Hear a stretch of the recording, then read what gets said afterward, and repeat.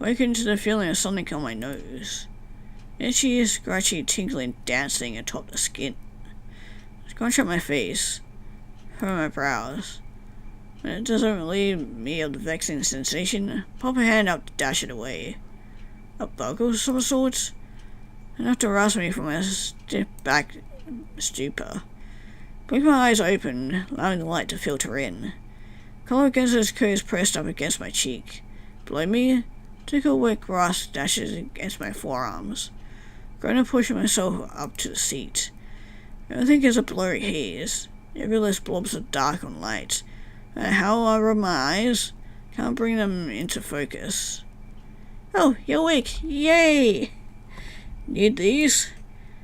I give a little jump as a dark blob a short distance in front of me leans forward. Intentionally reach it out, feel up the boxy frames of my glasses in my hand. I lob them back across my nose. Through the sharpening soup, Gidget's face emerges. A smile plain on his lips. You want you rolling over on them in your sleep. Thanks. At least I could do, with you becoming my personal space heater and all. I blink. Glanced out the coat still draping my legs. Exactly what happened the night before. I shoot my head back, cheeks hot. I run a hand through my curls, again and again. I didn't want you to get cold, I cringed. Glanced back up. Look so sick, I thought you were gonna die. Hey, good thing I'm too damn stubborn to throw in the towel just yet. Am I right or am I right? So a reluctant grin. I rise to my feet with a crick in my back. It likes a grimace, and I attempt to stretch out my neck as I wander towards him. Sitting near the fire, now blue and crackly, looked like it had been putting a few sticks in it. Your legs, though. Are you okay? Poor squat next to him, gaze flicking towards the shredded fabric of his pants. Not at all. Hurts like fuck. Lost some pokes at one of the blackened sticks smoldering in the flames. Probably gonna have irreparable damage and lose feeling in most of my legs, especially if I don't get him looked at soon. Which I won't, since we're, stuck here and all. I wince. Again so. But hey, when have I ever let debilitating bodily trauma hold me back, eh? I don't respond, steadily and closer to get a better look. Legs still look awful. The fresh pink of the burns are now hardened over into chalky red scabs. Should we put something on them? I scratch my head.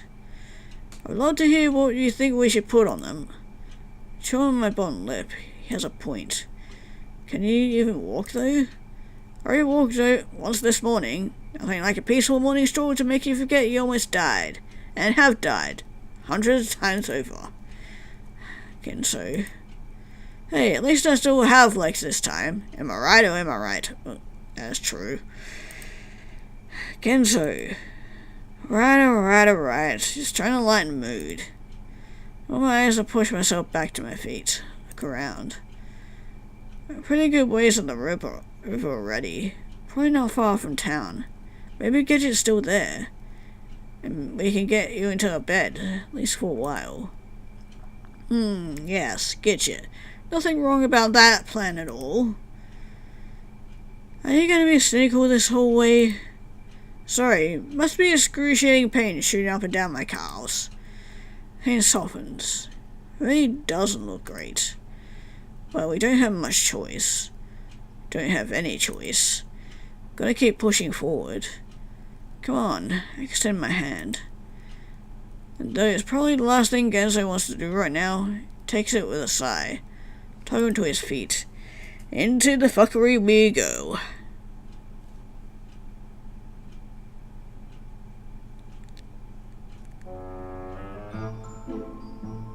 "15 minutes later sees us wandering back through the sea of pink. Using the river to our left as a guide as we navigate the leaf-strewn underpath. Genzo was able to keep up better than I thought he would. Only the occasional grunt, wince, his breath as he follows along beside me to remind me of his predicament. I can't tell if it's really gotten any better or if he's just hiding it from me. Either way, he says nothing. We walk mostly in silence and truck around the bush, sidestepping fallen branches and gnarled roots. A spider dork at some point, what was left of it anyway. Crumbled tree planks that lead into the water before disappearing beneath the inky shoals. The whole river's gone black by this point, dark and thick. No way skitter atop its surface, and a grey that foam decorates the line where it meets the land. I stare at it a quick moment. A single bubble rises to the surface with a gurgled plop. Guess someone didn't invest enough in water treatment efforts. Don't respond, instead of bringing a foot up to scratch my calf. Then we carry on. Here the path is much clearer, more vivid. A path we've walked many times before. A veil of pink trees, or through the veil of pink trees, watching leaves quiver and trembling staccato with the breeze. Did Gidget walk the same path? Did all of them? Thinking about them now. What are they doing? They remember too, don't they? They have to. Did they come try to fix things the same as us? For answers? For something else? Surely things won't be the same as they were before. Surely. It's all a bit too hard. Because something flashes through my mind. Scissors. Snipping and snapping as they cut through my hair. Cut through me. But there've been good moments too. Get its hand in mine. Warmth of her lips. Gidget waits for us now. All of a sudden my footsteps change in timber. Glanced down to see a dirt path that's given way to cobblestones. Right, of course. Oh joy, we're almost there. I ignore him, tossing a glance forward. Instead, my eyes in search of something. But there's nothing but seas of trees. That's interesting. What, missing larger than life pinup? Knows too. Keep walking, but the park continues, empty and sightless. That's a good sign, right? Well, a sign that we're in for a lot worse, but who can really say at this point? I'm beneath my breath, gaze still wandering the perimeter. That's when I see it. Movement, up ahead.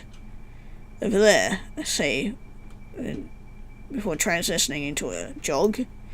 Here we go again. The steps take me further up the path, to where someone trained the bushes with a set of gardening shears.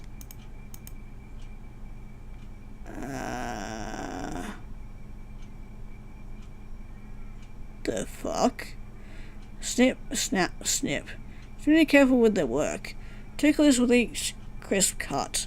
Just measuring out perfectly evenness to the branches. What did Gidget wish for this time?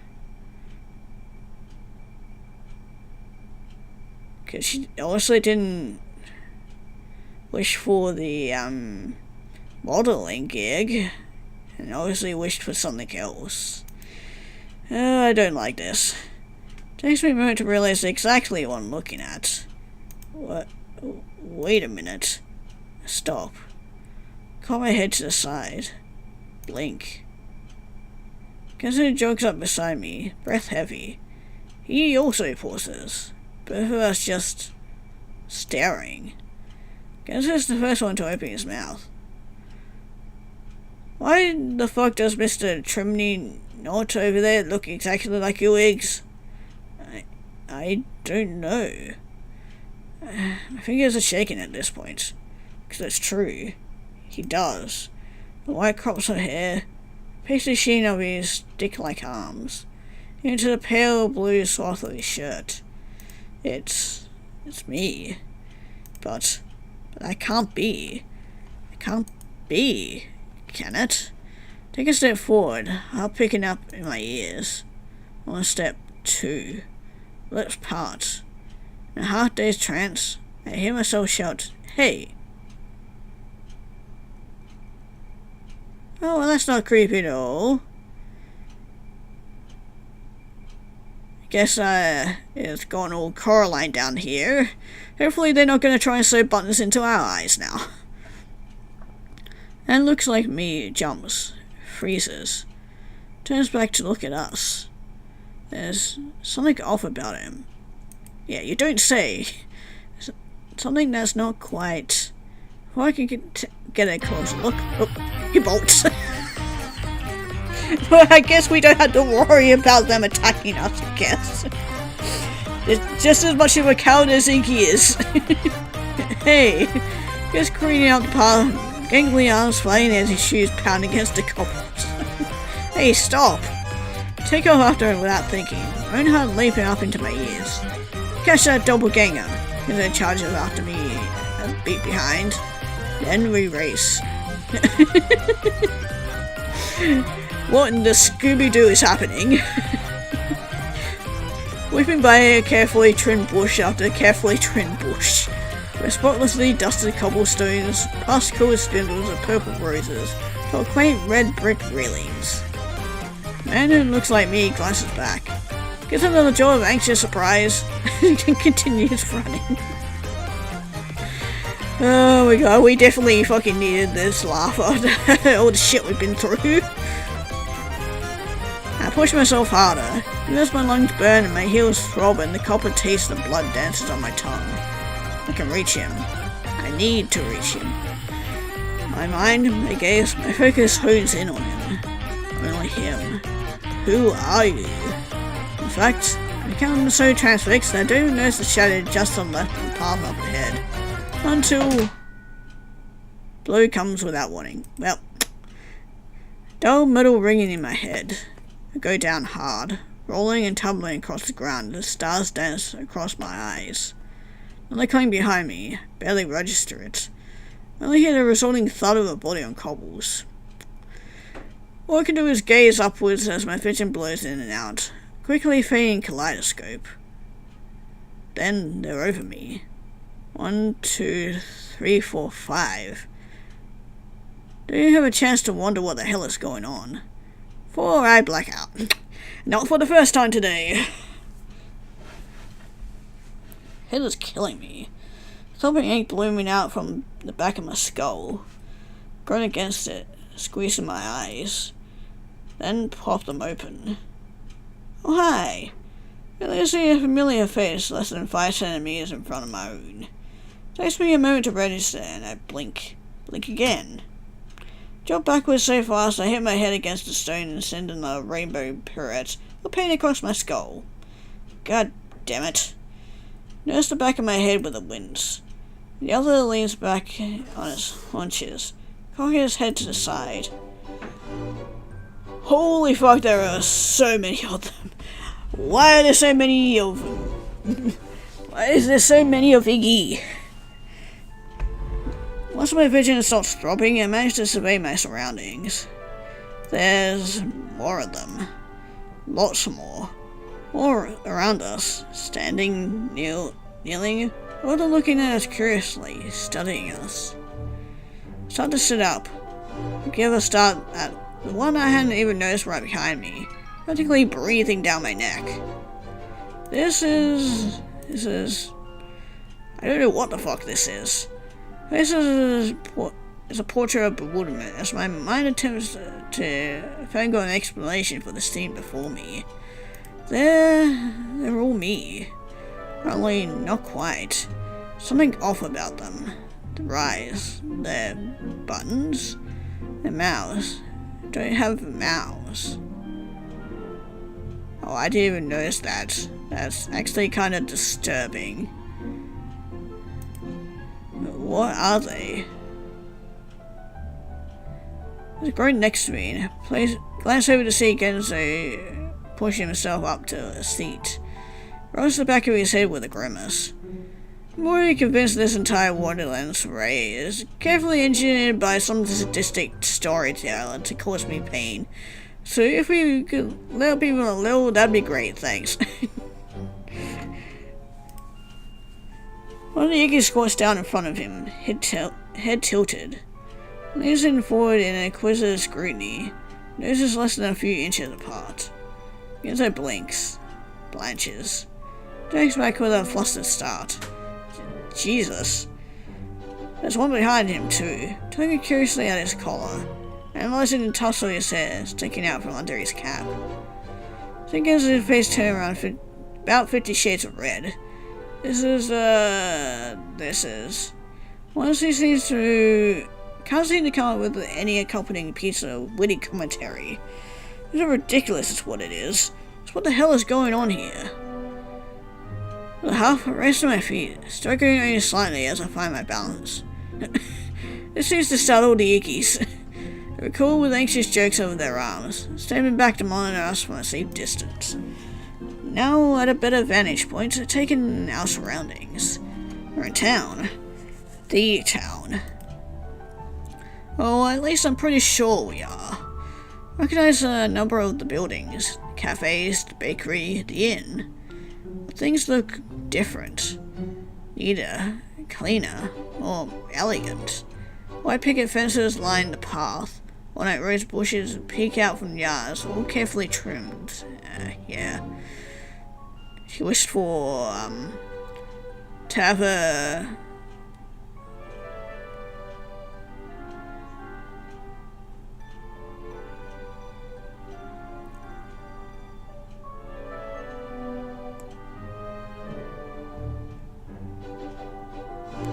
to have a picturesque, perfect life.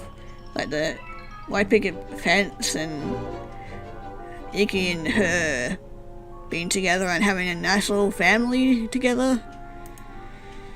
In the buildings themselves, look like they got a fresh coat of paint. Now brilliant shades of white and purple. Windows gleam spotless in the sun. It's immaculate. A single spot of dirt on the ground, a single branch or leaf out of place.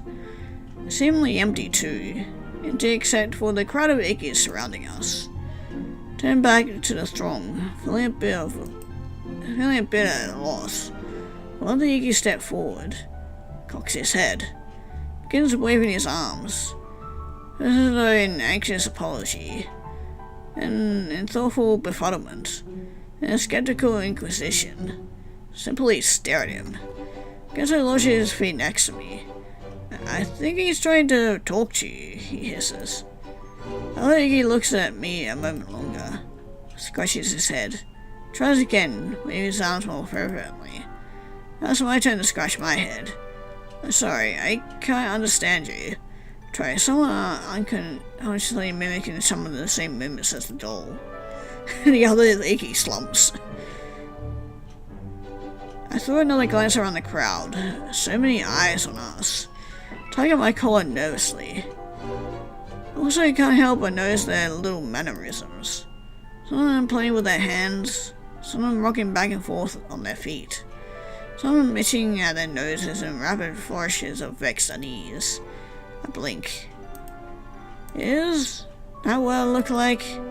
Secretly itch at my own nose, then gnaw a huge chunk on the side of my cheek in growing discomfort. Turn back to the Iggy in front. Is Gidget here? Into brightest mood, he pulls back up, begins raising inspiration.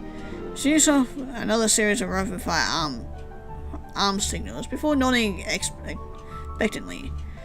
Please tell me you got that. I scratched at the back of my neck with a grimace. I guess that's a yes. Back to Iggy. Could you take us to her? We really need to see her. Then as an afterthought, we're her friends.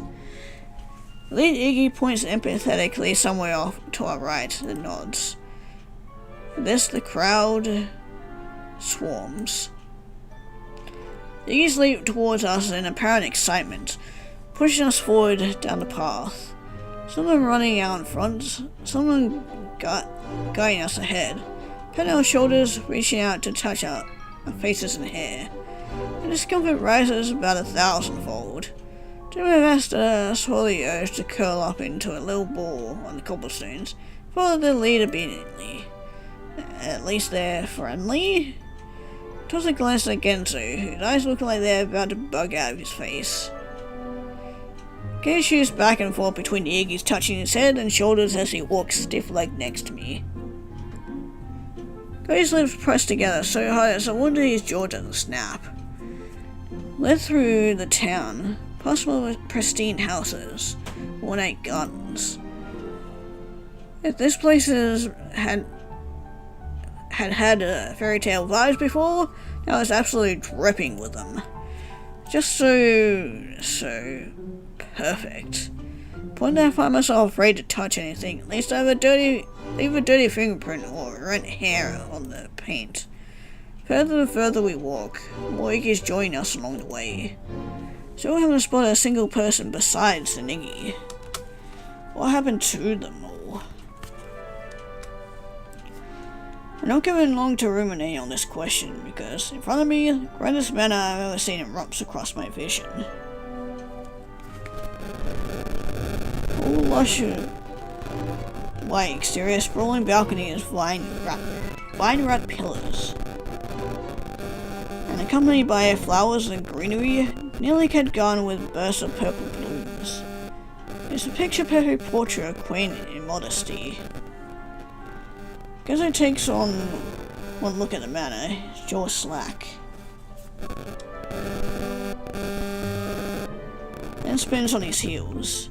That's it, I'm going back. Kenzo, carries arm on instinct. Despite his trademark hyperbole, Gidget was hell enough. Try that again. Gidget was hell enough when all she had was an inn. Now she got a fucking mansion. He does have a point. But I mean, she's got all the Iggy she ever wants, so maybe she won't get murderous this time? Throws his arms out for emphasis. And an army of Iggy lookalikes. I'll glance at the army in question. He is not wrong. Though despite how unnerving their presence is, they don't seem to want us any harm. At least for now. Unless we lay hands on Gidget or either of them, then they could turn into murderous zombies. Watch the nearest one blow upwards, and a look of a bang covering his eyes again and again. Nor do they seem capable of it.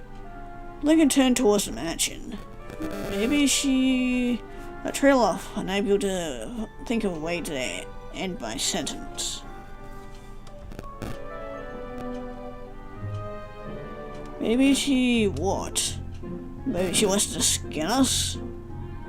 Maybe she wants to invite us to a nice tea party, then poison us and eat our brains.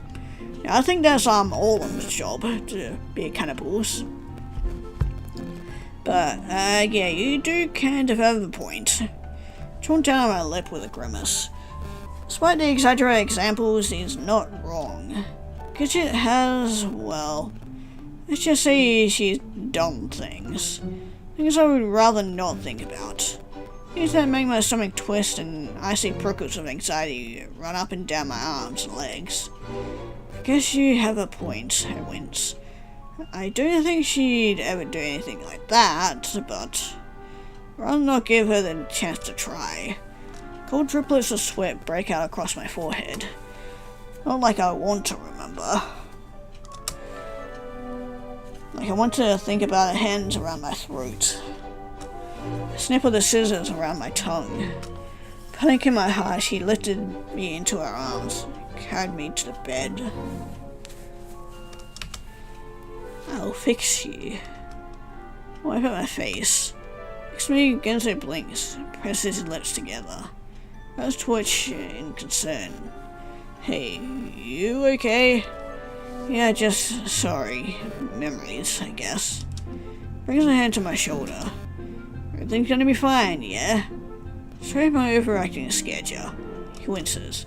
But you know me, this mouth has a tendency to run away from me.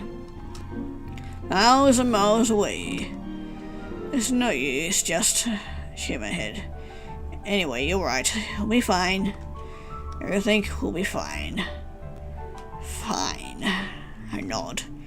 And I cocked a brow. I wouldn't convince a fly, but I guess I'll take it. Come on, let's get this over with, yeah? Outside, let him lead me towards the manor entrance all the same. I do have a feeling this is gonna be a long, long night.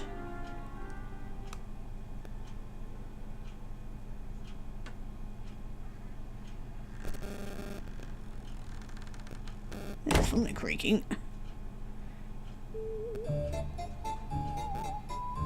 Door closes with a creak behind us, clicking us in a dim luminescence of the manor interior. Inside is quite a sight. Fancy. Decadent. Like the estate of some wealthy baroness. Gilded ornate paper line the walls, triple-tier chandeliers illuminate room after room. Delicate china and golden veneers crowning furniture, rich mahogany. Round of almost castle, same aura of unrestrained extravagance, ripping off every inch of this place. Only smaller, more compact. Cozier, perhaps. You can describe such a lavish chateau as such. Gidget whistles beneath his teeth next to me. Looks like someone leveled up. This is quite the upgrade. How come this place can't shower me with opulent niceties? I'd like to live up in the lap of luxury for once. It's a tempting sight. There are more acres inside. Some are sweeping dust in rooms. Some are cutting trays of food. Still others standing like watchmen beside the doors. The nearest one pulls a lopsided salute at the approach of our group. Nikki, I attempted to speak with earlier steps forward. See more flaming arms and hands. I have no idea how they're communicating, but the idea must have been conveyed because the watchman Iggy glances at us, goes toward the back stairwell, shrugs and motions us through. Some security. Our Iggy heads us down the hall, leaving the rest of the group behind as we start the steps.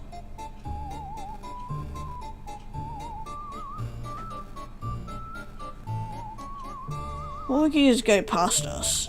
All of them seem harried and anxious, eager to go to where they're going and half stumbling down the stairs. Some of them carrying gleaming silver trays. Some of them donating all sorts of cleaning apparatuses.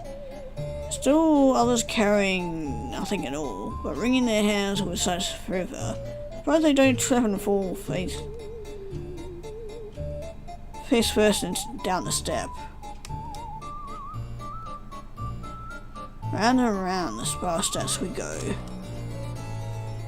Till we reach the top landing and step out into a grand upper hall lined with flickering sconces and painting after painting of Gidget. Let's go first to the placards. Ones that line the path of the village. Gidget in many assembles, all of them flashy and colourful, and occasionally erotic. However, the portraits are very different. Painted in dark heavy strokes and showcasing a stern-faced Gidget. Variety of Victorian-esque dresses adorned with lace and frills. Motionless features. Stiff posture.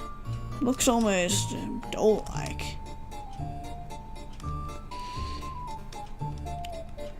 Feeling a tad perceived. Telling me, gently gaze away from one portrait in particular that seems as though his eyes are following me. Memories are coming back stronger now. Memories of that room in the inn. Gidget sitting next to me on the bed.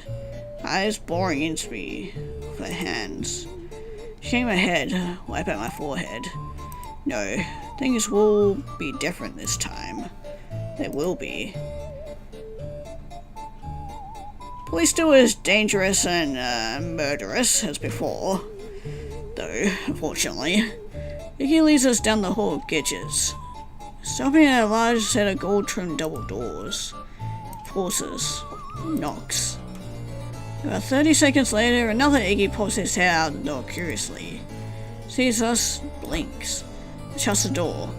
Another minute passes. I scratch at my calf with the sides of my foot in awkward silence. And he returns, and this time the door opens wide. Ushered into an ornate bedroom. Giant four-poster canopy bed sits against the back wall. Enormous mattress topped with a marshmallow-like duvet and an army of lacy pillows. Plush purple carpet lines the wide expanse of floor. Dainty decoupled furniture interrupts the horizon in picture-perfect arrangement, all of it looking as though carefully carved by a master craftsman. I myself start to sweat as I look around. Oh, goodness me, Iggy, what a pleasant surprise! Gaze shoots to the sound of the voice. A less brown tea table on the right side of the room. Well, you definitely look different. The end of the voice currently situated snugly amongst a mountain of frilled blankets at its head. Gidget? Gidget beams at us from above her porcelain teacup. She looks the same as the portraits outside, all done up from head to toe in lace and filigree. Delicate wide brim hat crowning her head. And a lower half completely obfuscated by a giant billowing skirt that flows out across the floor like a waterfall of purple. Tilts her head to the side with a breeze trill.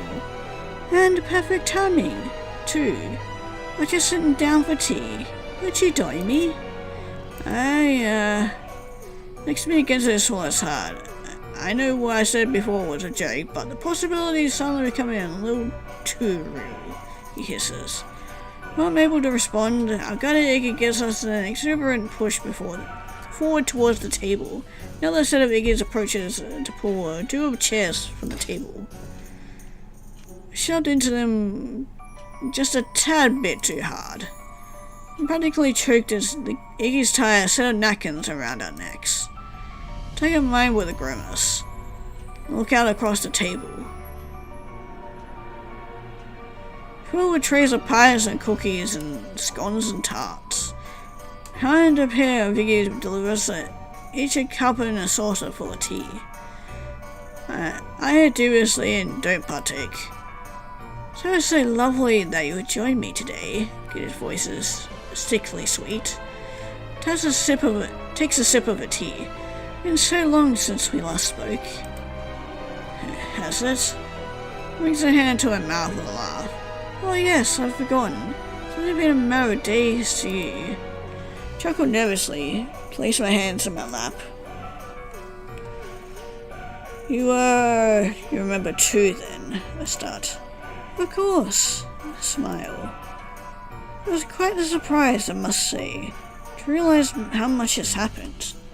How much we'd gone through together. That's one way to put it, Genzo grumbles beneath his breath. Genzo curls him wider. Oh yes, you and I had our fair share of tiffs, didn't we, Genzo? You cool keeping you sniffing from Iggy's dingle off tiffs? Then yeah, we had our fair share of them. This looks like a high-pitched squeal from Gidget. Her toes curl in discomfort. Let's watch her bat a hanky into her eyes. How extraordinarily droll. I have to say that I miss your unique brand of off-color comedy. Sighs brushes an errant hair out of her eyes. Don't you worry though, Iggy. I have no such inclinations any longer. No, I'm happy to say that I've moved on. You can call this moving on, but why do I get the feeling you're still gonna harm me in some gruesome way? I blink. Sit up just a bit straighter. You have? Brings a finger to her lips, gaze going skyward in memory. Took me a while, admittedly. I was a bit beset when I arrived here, as you might imagine. All those memories, all those rejections. Clasp my hands together. Fingers clawing at each other. I used that feeling to propel me forward. It fueled me, Iggy. I don't know the things you can do when inspired. Displays her hands with such energetic gusto that a few splashes of tea jump out to a decorated chin. One of Iggy settles over to quickly wipe them away. Takes his opportunity to tug his collar. He gets caressing his cheeks. Oh, my beautiful darlings, for instance. He curls in against her palm with an affectionate nuzzle. I got all of them myself. Wonderful, aren't they? Durably efficient. Obedient. He runs a finger beneath his chin with a lascivious grin. Magnificent in bed. Ugh. Ugh. Ugh. Yeah, this is what I was fearing. The temperature of my cheeks rises at about 500 degrees. Next to me, Genzo promptly chokes on his own spit. Beats his fist against his chest as he coughs up half a lung. They're everything I could ever want. Perfect companions for a perfect life. Gidget returns her attention to her tea with a leer. Fingertips holding it poignantly to her lips. She blows across the surface. Without thinking, grab my own tea, and I shake it as I take a sip. Any kind of distraction is a godsend right now. The childish feelings have long since passed, though. No need for things like anger and jealousy. No, it would be quite unbecoming, I think. I expunged all such imperfect urges from my life. That's nice. Stare down at my tea. At any rate, eat. Feel good to waste otherwise. As you two are surely famished after your little adventure, he says with a demure smile. He's not wrong. Something about the food makes my stomach turn. All of it sweet. Too sweet. Doing smell curling in my sinuses and making my stomach roil. What do you mean go to waste? Aren't you gonna eat any of it? Kenzo muses as he scratches at his cheek. Gidget pauses, with her absolute bewilderment coloring her features, and laughs as though she had the most amusing antidote of her life. Heavens no. Once you achieve this level of perfection, you no longer need to consume anything. Quite dirty, really, when you think about it. Eating. Chopping away on all those little bits like some kind of cow. Takes another sip of her tea. No, I haven't taken nothing but my daily rations of tea. How else do you think I managed to retain this figure? Get a brass arc, then why make all this food? Sounds absolutely affronted. I must keep up appearances. Grabs another Iggy. His way by with another tray of freshly made egg tarts. Pinching his cheek with a playful grin. I need something to keep my little darlings occupied. Get so restless when they had nothing to do. Slowly stare at her in disbelief. I glance around to see all the Iggies watching me. I gulp. Shrink just a bit in my chair. Finally, I grab one of the cookies as not to appear rude, nibbling on it in silence. Next to me, Genzo sighs and reaches for one of the cupcakes. Please don't let this be the last cupcake I ever eat. Munch on our sweets in silence. Gidget watching us with a look of contented accomplishment painting her cheeks. There's some desserts, and I changed out for new ones, most of them untouched. Genzo coughs next to me. Continue chewing on my cookie. Once, twice, again and again, till it turns into a battery slop in my mouth. Another cough. This one followed by an elbow in the ribs that nearly sends the cookie slobber out between my lips. Eggs? Somewhat confused glance. Just glares at me, negotiating pointedly between me and Gidget. Say something, finally hisses. Cough. Clear my throat. Turn back to Gidget with an awkward squeak in my chair. This is great and all, but surely you're not gonna stay down here, right? Feel like I've had the same conversation a million times over at this point. Don't know what else to say. Clearly there's something wrong here. Something we need to fix. Place is warping us. Warping? Gidget cocks her head to the side and smiles. More like transforming. See everything so perfectly now. What mistakes I have made opened my eyes, blinded me to my own stupidity. All my life I relied on someone else to make me perfect. I can achieve my own perfection, crafted with my own hands. Don't you see? I have everything I ever wanted. I did it all by myself. Cool tendril dreads curls herself up in my chest, tickling the base of my larynx. Everything you ever wanted? A grimace, tossing a glance towards the room. Whenever you ever wanted any of this, now this seems like you. Take a sip of my tea, if it will mask my discomfort.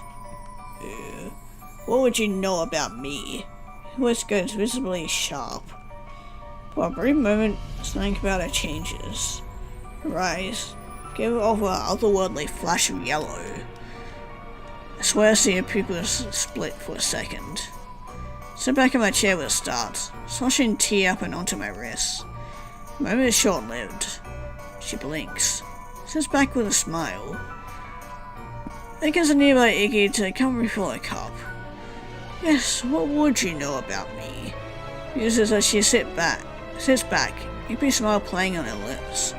Done nothing but startle me all my life, you and your graceless comments. This abhorrent dependency on you done nothing but hold me back. Oh, 'cause you're the patron saint of altruism? Gets to push himself to his feet. Oh please, must we start this again? Gidget fans herself. You're only making a fool out of yourself.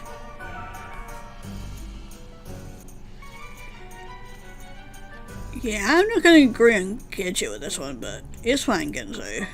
Let's say something. Really do, because she is right.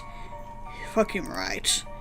All of a sudden my voice was trapped up inside my larynx, like an air bubble from an oversized gulp of soda. Goes towards the table as my cheeks go warm. I'm bringing a shaky hand to Genzo's sleeve, giving an anxious tug. It's okay, Genzo. It's fine. Really. Kneecap, my voice cracking. Genzo looks at me. Looks at Gidget. His brows twitch, then furrow. Finally, he sighs. He'll sort of fall back into his chair with a huff. Fine, forget it, I guess. Don't miss the hint of concern in the little glance he shoots me. All the way Gidget simply stares at me, this person to a thin line. Clasp my hands together beneath the table and stare down at my half-finished cup of tea. Finally, Gidget yawns. No unfettered emotions tie me. I must rest. Merely flicks a hand towards the Ickies, who sets out at once to clean the table. So if you insist, my darlings, we'll see to it that you're comfortable. I recommend you embark upon the morn, and desire to join you in your silly game of heroism. Turn to your unfulfilling lives and leave me be. Gidget holds her palm out, cutting me off, and two nearby Iggies move forward to pull our chains away from the chairs. Do you know why I thought chains? Away from the table. I'm sure we'll be in chains once we go visit all of them. I give a little roach at my napkins and it's yanked from my throat. Then throw a pained glance in Gidget's direction as I'm led from the room. Door swings shut behind us with a slam, making banks forward. Well, Gidget muses, that could have gone better. I pause. That could have gone a whole lot worse, too. So I'd say we broke even. Close his hands together. Guess there's nothing more we can do. There's Russ's Half-Elation house. Kenzo. Shoulders immediately slump. Yeah, thought I'd try anyway. Maybe we'll have some more luck tomorrow. Can't just leave. Bring my arm towards her lower half. Sure we could use a lie down anyway. Really not wrong about that. I've been about ready to pass out for the last hour. I cringe. Can't tell if exaggerating or telling the truth. Probably a little of both. Come on. Give him a shoulder encouraging pat. Get some rest. And turn towards the front, where our icky guide is standing head cocked and staring at us curiously. Oh, shoulders jump. Sorry, were you waiting for us? He tilts his head in the opposite direction, silent a moment longer. He probably clenches his hand together with an almost audible chop chop, twisted his heels walking purposely down the hall. We fall into step behind him. Once back at the bottom of the stairs, he takes a left, leading us down a corridor with more flustered Iggies running to and fro. Further, past open doors leading into what looks like libraries, studies, tea rooms, dining rooms. Coming about the outside of a miniature theatre room, complete with heavy silk curtains and rows of velvet seats.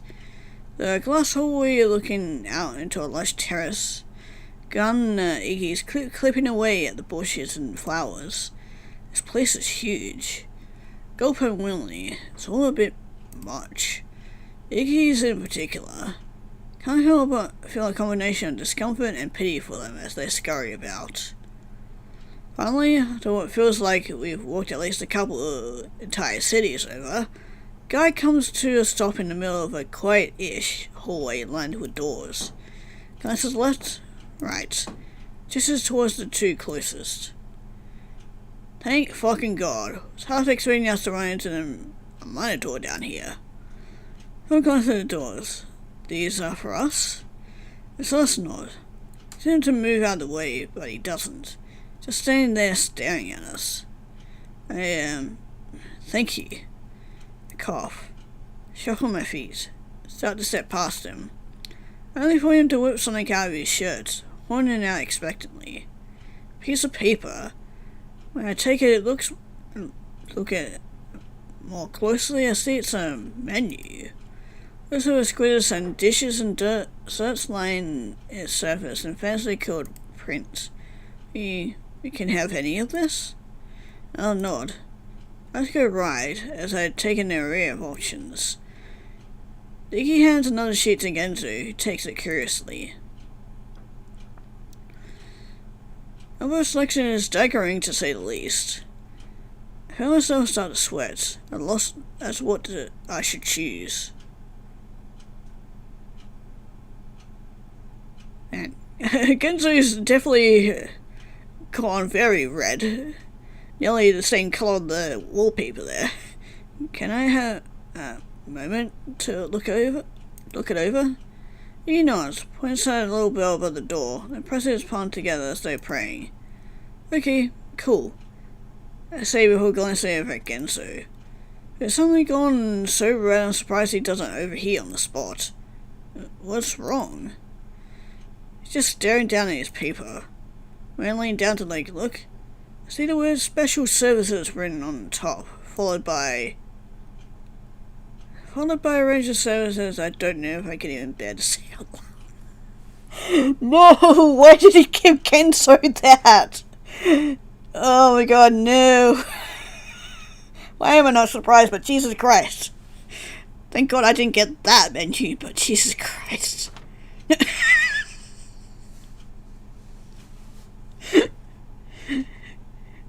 I swept the paper away from him so fast I could nearly tear it in half. My own cheeks burning. There'll be no special services for the Iggy dolls, I squawk, my voice cracking. Shoved the offending piece of paper back into Iggy's hands. We won't be needing it. You speak for yourself, Iggy, but maybe Genzo might want to partake in some of that. He says floundering, bringing his hands to his head in anxious confusion, nearly dropping the paper. Finally shoves it back inside his shirt and bows his head. Gestures towards our rooms with a sheepish wave of his arms. Thank you, I mutter, and start for the door. Let's go, Genzo. Genzo is still standing there, staring down at his hands where the paper had once been. They're still the colour of a tomato. My god, I was not expecting that. I mean, I should have expected it, but Jesus Christ. Okay. A few hours later, I showered, toweled, and sorted myself in a 2-inch thick bathrobe, feeling altogether more refreshed. Well, at least here we get to wash ourselves. And more so when I step out of the bathroom to see the meal I ordered ready and waiting for me atop gleaming plates of silver. Summer pepper steak and rice, blue cheese wedge salad, baked sweet potato with butter and brown sugar, entire tray of garlic bread dipped with oil. Of course, desserts, hot peanut butter sundae, slice of cookies, and cream cheesecake.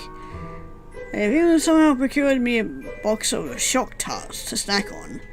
It is saying something. I'm pretty sure they don't even make them anymore. Stomach Gilk was in spite of itself. Let myself flop down in bed with a sigh of content. Bed yields delightfully beneath me. Ooh, downing folds of cloud-like comfort, cradling my very frame. Accidentally end up laying there, staring at the ceiling for about 5 minutes before remembering the food. Set with a jolt and scooch towards the trees. The meal so delicious, it's as delicious as it had looked. Point that it makes my jaw ache. I washed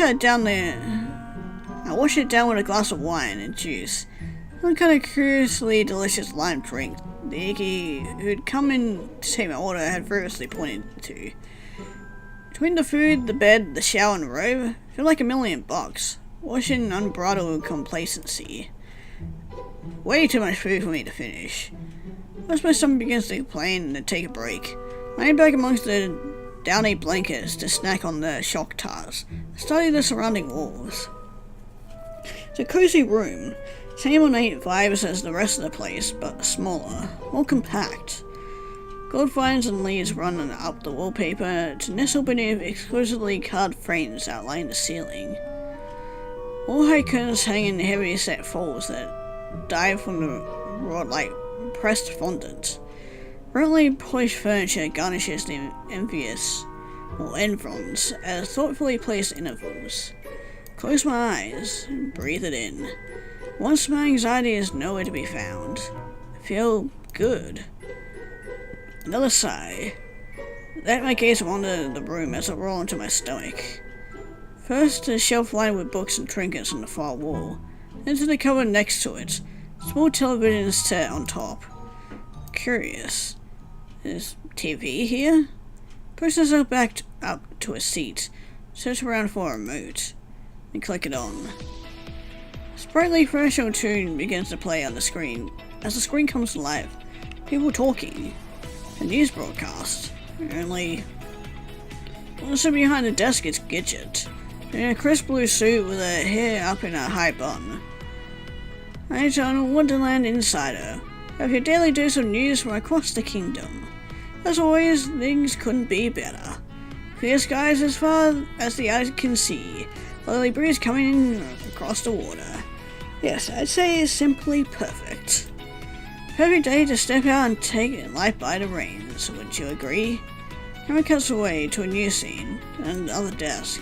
Gidget is also sitting, only this time dressed in a sunny yellow dress and seated on a sprawling white couch. I say it is, and you know what else is perfect? It's perfect for today's words of inspiration. Remember, pessimism leads to weakness, while optimism leads to power. You can be perfect too, if you only lock away those impure thoughts. Come who you were always meant to be. Camera cuts away again. Turn to another set, where Gidget in a trendy looking sweater and cat eye sunglasses stands among a bed of fake flowers, and backdropped by fluffy white clouds. Now for today's fashion advice. Just because you're at home with the kids doesn't mean you need to look like a slob. Now, you can make the other mums jealous with a jazzy sweater combo that will have your man swooning when he comes home. Practical and sensational. I have my finger on the channel button. This is getting too weird. Time the speakers greet me with a sprightly summary tune.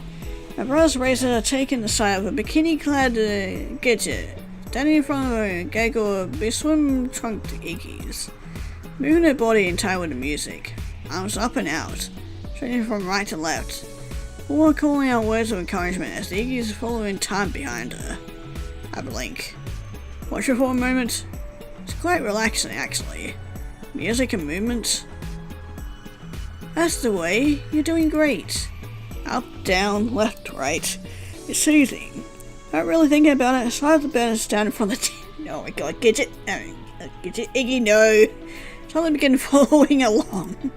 1, 2, 1, 2. Now touch your toes, right to left. Bend down and do as I'm told. Back and forth with the music. Then back up. A third trunk twist, followed by some knee lifts. Her flies around me with the movement. Guess I focus and don't even hear the door open. Oh no. Now we'll see the person enter. Stretching my arms up and over my head with rhythmic pulses. Until... what the actual fuck are you doing? I jump back so quickly I lose my footing, falling into a splayed pile of limbs on the floor. Again so. I sit out with a flush, putting my used robe back in tight around my frame and scrambling for the remote. Clear the TV off and the room goes uncomfortably silent. Gidget stares at me. Blinks. Finally, should I even ask? Shake my head in a quick, bashful little jerks. I raise shakily back to my feet. What are you doing here? Well, I was gonna suggest we do a bit of investigating. Just because I figured you were probably over here rolling yourself into an anxious little mess. I see now that I may have been mistaken. Gaze flicks towards the half-finished plates of food and desserts. Pile unused sheets. But yourself at home, didn't ya? She's go red again. I tend to extricate a low-hanging clump of bang out from in front of my eyes. Gidget smiles and laughs. Mean if you're fine, I'm fine, I guess. No, I bring a hand up in protest. You're right, I perhaps lost myself a bit. I think I would like to look around, maybe. My voice gets smaller with each word, and my gaze drops to the floor. Alrighty then, another chuckle. Maybe put on some pants then, meet you outside. I nod, and watch him wander back over to the door. Ginger with a shamed poke at my cheeks. I really had lost myself. Need to focus. Get Gidget out of here, find the others. Fix all of this. Right. I nod again, this time to myself. For myself. Turn to the bathroom to find my clothes.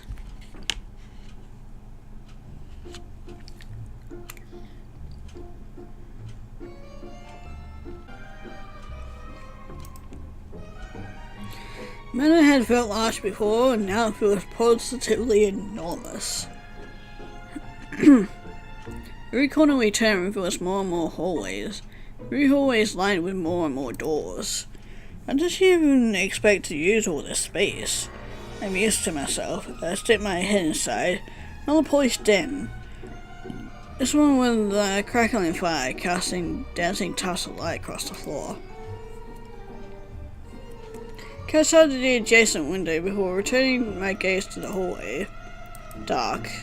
Not already? How does anyone with this much space use it?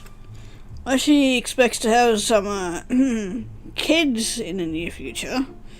Guess it opens up a door to some kind of Iggy dorm room. Six Iggy's glance up in surprise at his intrusion. Balks and slams the door shut.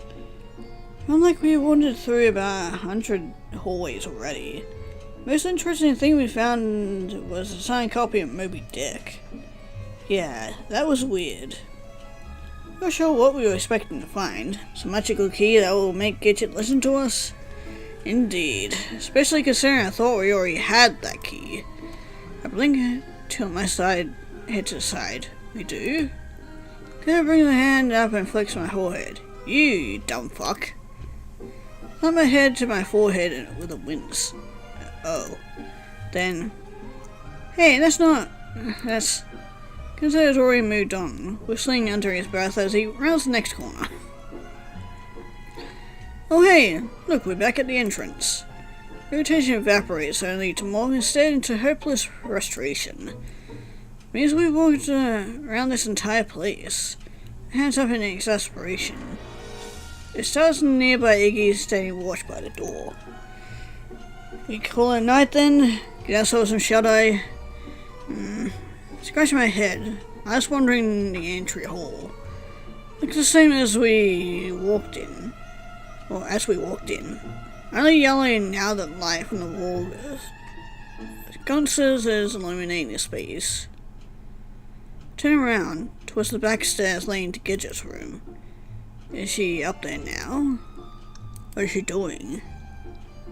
Careful some guilt plays with my spine. And nothing but stifle me all my life. You and your graceless comments.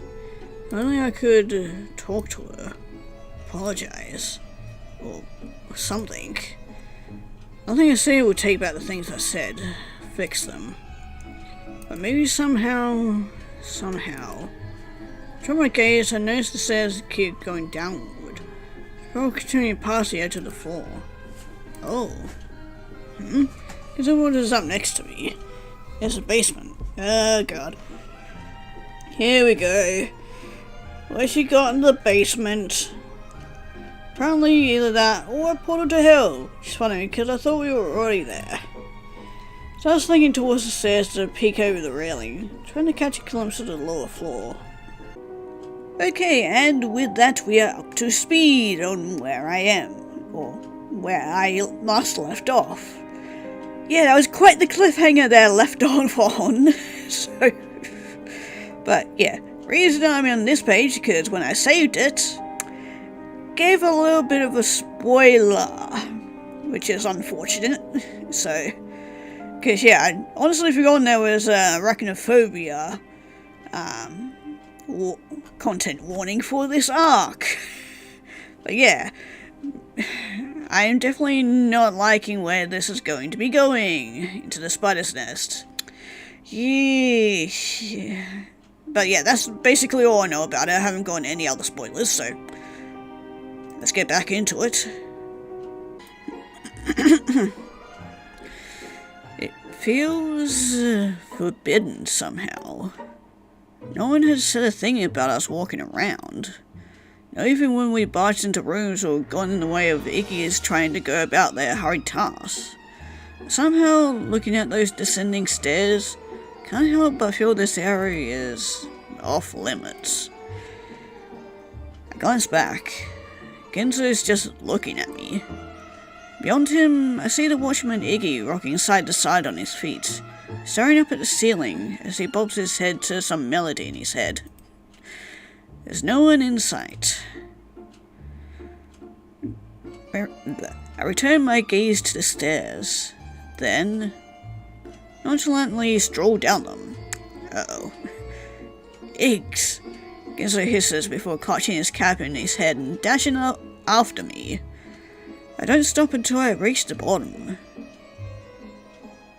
Another hallway. This one is darker, walls covered in deep red paper. And the scones are spaced further apart, flickering light casting long shadows across the floor. Genzo nearly rams into my back as he comes flying downstairs after me. Jesus, maybe warn a guy before you decide to go Lupin the Third, would ya? I was trying to be subtle. Subtle and you go together like my ass and those horrible Lambrook City bus seats. Did not need a picture that, Genzo. Did not need a picture that. You try and you try, but you just can't make it work. His gaze goes to the hallway. He blinks. This does look mildly promising though. Probably going to get us killed kind of way. I mean, that's pretty much the entirety of Wonderland has been wanting to kill us, dude, so not anything new.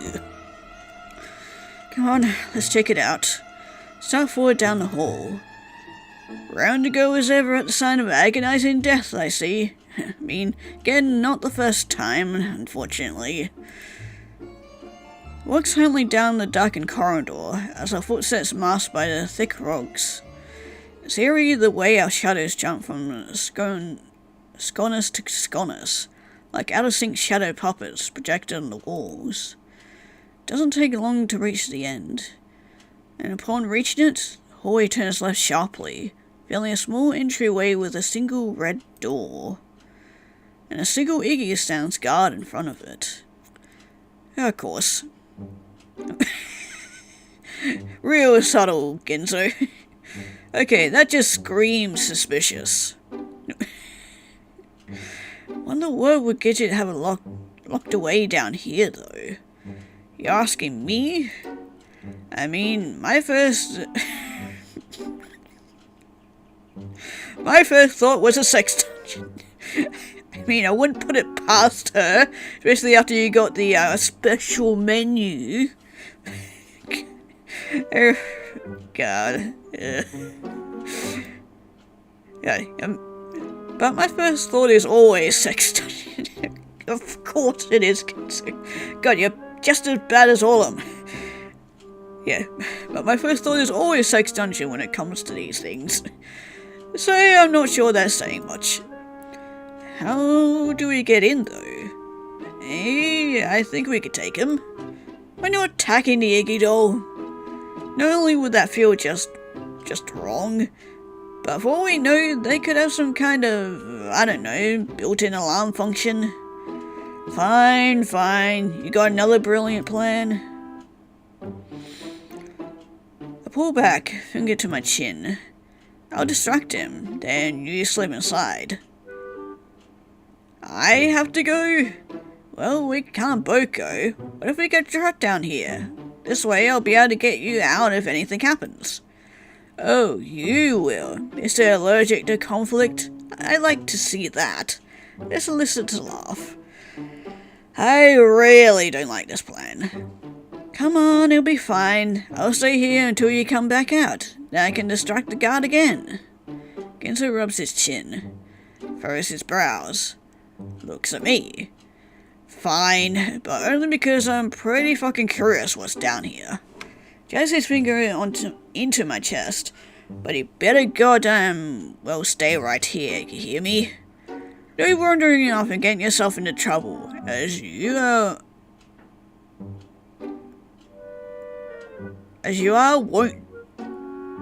wont to do. Okay, moving on from that. Raise my hand in defeated acceptance. I will. Iggy Maxwell, swear to God if you... Curses under his breath, but ultimately shakes his head. Whatever, just go do your thing, distract the little button-eyed bugbear. Aye, Captain. Shoot him a playful salute that makes the corner of his mouth twitch, then peek back around the corner. The Iggy guard is still standing in front of the door, rocking from side to side, looking up at the ceiling, looking down the floor, scrutinizing something on his wrist. This doesn't seem like it's going to be particularly difficult. Crush my hand to my chest with an over-exaggerated groan and go stumbling out into the middle of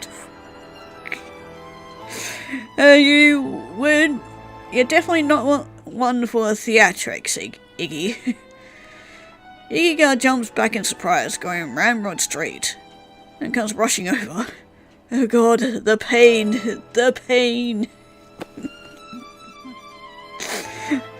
The stagger half-trip, taking another few fleeing steps, then collapse into a heap as far away as possible from the door as I can.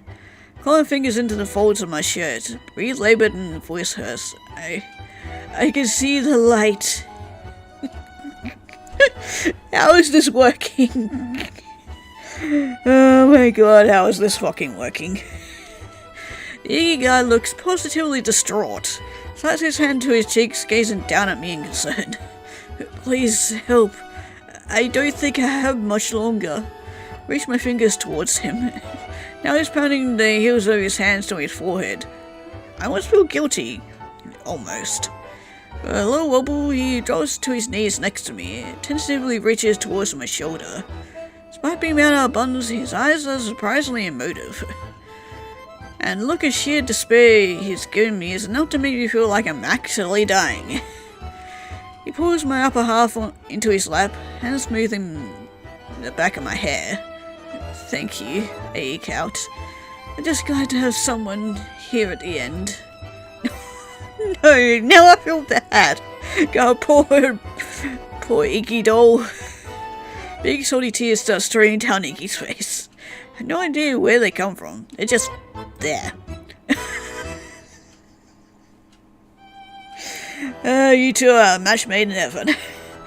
And with a sudden jerk, he squeezes me in against his belly in a hug, so tight I can't even breathe. Let a muffin eep. Catch out of the door just around the bony hump of Iggy's waist. Gidget has it open, just standing there, shooting me a look of pure, unadulterated bewilderment. I blink. Shove my head in the direction of the door with a glare. I bury myself into Iggy's embrace with greater fervor, laying out a series of throaty sobs. Only once I see the door close, it will pull back with a jerk. Iggy looks at me. I look at Iggy. We stare at each other for a good 30 seconds. I bring my hands up with a shrug. Oh, I guess I feel better now. I laugh, push myself to my feet. Walk stiff-legged back towards the hallway around the corner. Don't stop until I'm well outside. Back to the wall and my heart beating out my chest. I hadn't even realized how nervous I'd been the entire time. Here the moment, I guess. But now it's all rushing to catch up with me for just a few seconds. It feels like my head's spinning. Just stand there and breathe until my body finally begins to unclench. Feeling semi-normal again.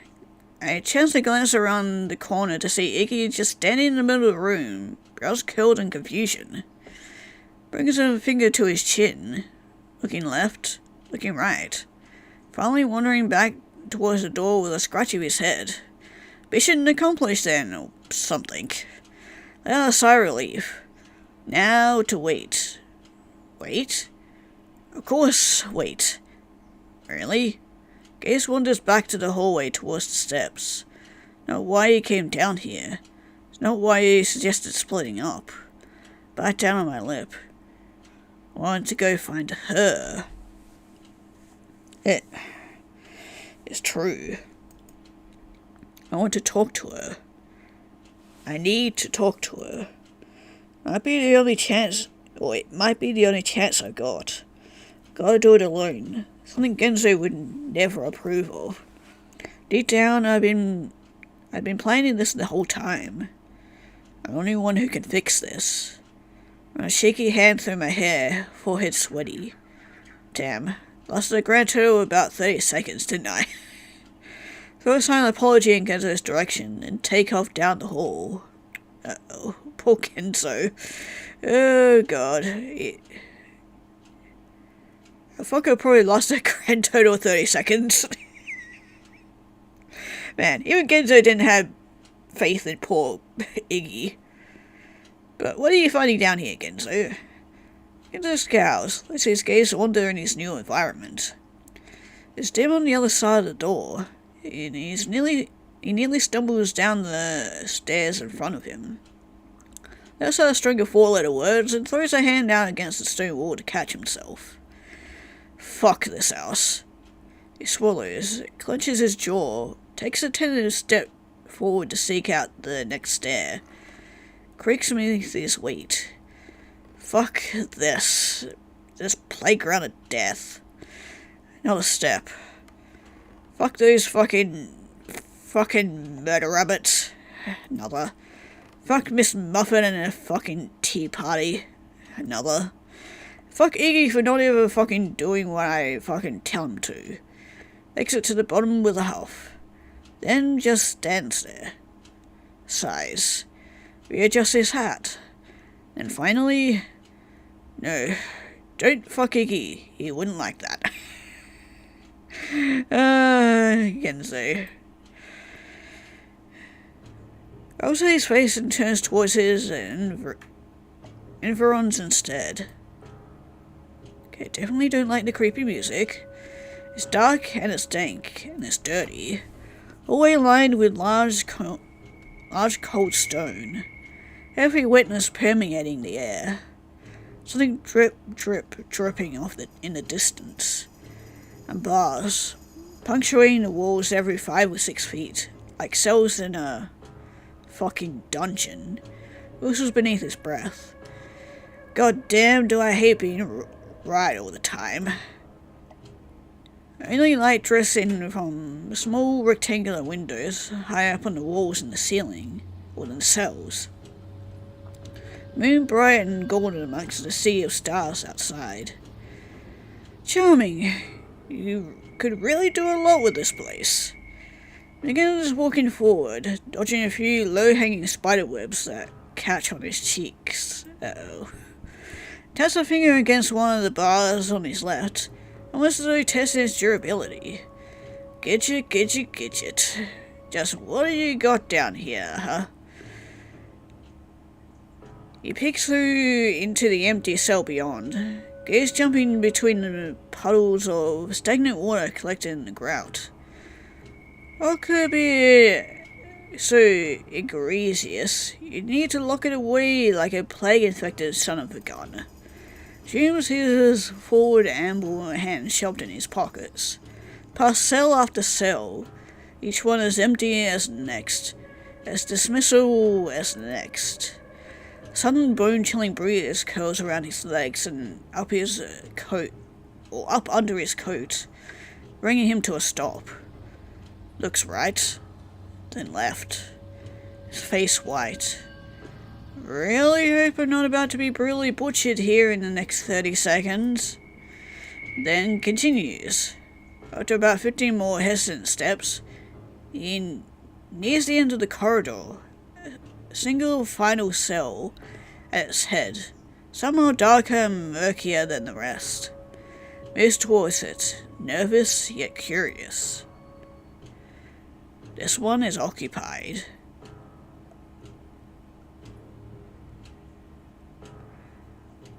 A shadowy figure sits against the inside wall, barely visible amongst the surrounding gloom. Gensler curls his hands around the bars, peers inside, blinking, and sucks in his breath. Well, fuck me with a Jane Austen novel. Are we not gonna get to see it? God damn it. God, you gotta leave us in the fucking suspense, don't you?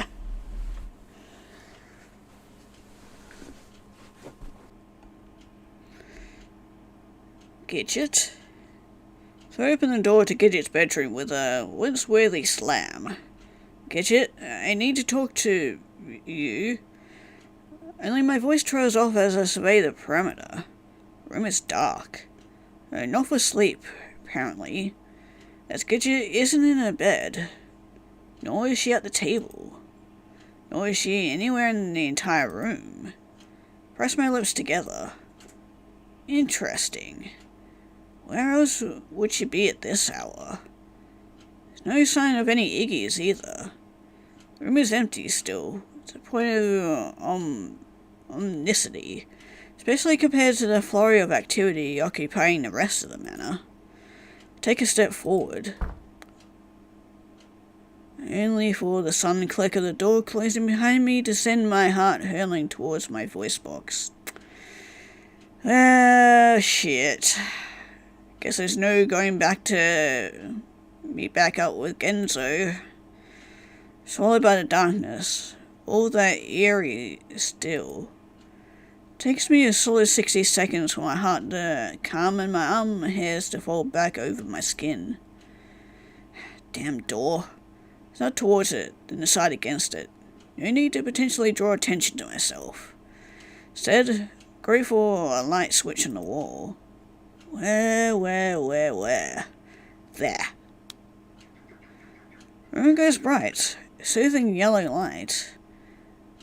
Though it takes my eyes a few flustered blinks before my vision adjusts. I can see things better now, which does nothing except confirm the fact that Gidget's nowhere to be found. Like, bed doesn't look like it's been touched. Duvet is perfectly pressed, pillows arranged just so. Across from it, tea has been laid out for what looks like evening tea. The tea itself has already been consumed. My hands to my hips with a frustrated pout. So much for my great plan. Why does it seem like most of my plans end up failing horribly? Hell, most things I do in general. Flashes of Gidget run through my head, face, brows furrowed, lips trembling. How many times had I seen her cry? How many times have I made her cry? All because I can't figure out how to say the right thing. Why does it always feel like there's some kind of secret code to social interaction? I sigh, take a moment to wander the room, gaze mindlessly, scanning the furniture, the walls. There's more photos of her. All the photos of her are of her. Just a tad unnerving. As I approach the nearby bookshelf, I notice one of the books is uneven, sticking out from the others like a broken piano key. Charlotte's Web. Yeah, that's a little bit on the nose, isn't it? Now there's a book I haven't thought about in a long time. Curiosity gets the better of me. Reach out, pull the book from its spot, and secret. Aha! Only for the entire shelf to recoil from my touch with an earthly rumble. Shimmers, shakes, books and baubles on the shelf rocking back and forth, or shifting back into the wall, sliding to the right, leaving behind a dark hole in its wake. I stare at it in bewilderment, hand poised with the book still clenched between my fingers. Why does this always seem to happen to me? I poke my head inside. Some mouldy smell in the air. From what I can see in the light from the room, the walls appear slick and lumpy. Make a face. Don't seem to have much choice. At least not if I actually want to figure out what's going on here. So, with a sigh of resignation, I place the book on the bedside table and start my trek down the newly opened shaft. It's a strange tunnel, round almost, as though created by some large creature burrowing through the wall. And the walls themselves are rough, like eroded concrete, sticking with kind of gelatinous substance, grows thicker the further I walk. Reminded vaguely of the sewers we used to explore as kids. Gidget in the lead with their little flashlights, round circle of light flickering to and fro in the darkness. And behind her, the four of us would peer anxiously through the gloom, mixture of terror and excitement, our hushed voices as we pondered what we might find. The Gidget then had always taken my hand, led me around the murky puddles, cleared the cobwebs from my path, but there's no Gidget to guide me this time. And, more than once, I feel my spine tingle in disgust, at the feeling of something sticky against my fingers, or sloping beneath my shoes. I'll find you, Gidget.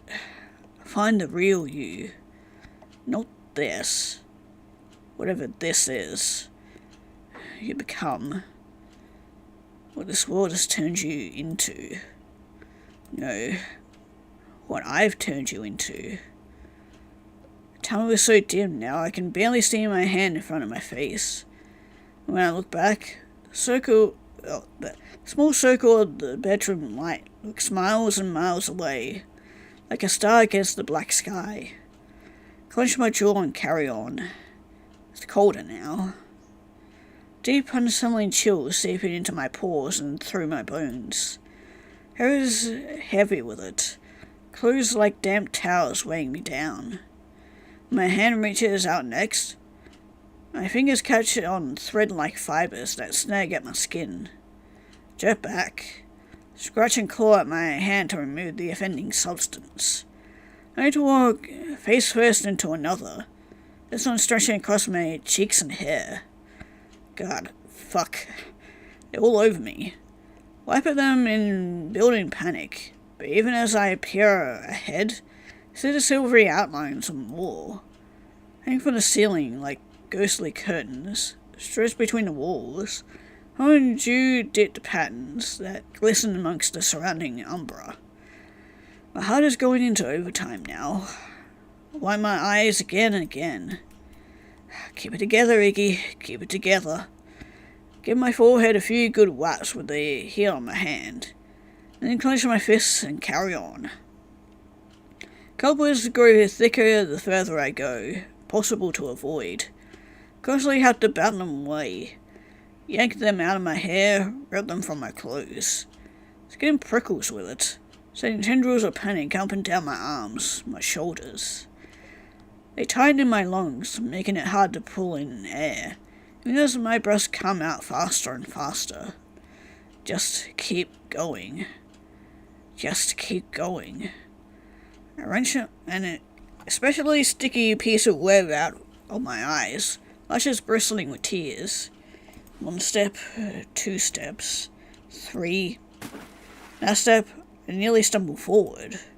Sudden dip in the ground. Foot goes down hard, sloshing in an inch-deep pool of stagnant water. Ice cold moisture seeps through into my shoes, soaking my socks, splashing up and onto my pants. The worst horror of them all, wet socks. I can't contain the whine of despondency that buzzes up between my lips. Not to steal my attention from the webs, my gaze going to my new surroundings as I gingerly place my foot into the water. It's wider now, a room of sorts. Same sticky substances dropping off the walls and ceiling, baseball-sized globs now, and the cobwebs stretched breathtakingly large across the increased space. Water and moisture and muck permeate everything in sight. From the standing water currently icing my toes to liquid dribbling down the walls, collecting on the webs dropping from the ceiling. Chilly murk has infiltrated my chest now, goosebumps running up and down my arms, teeth clattering. I start forward.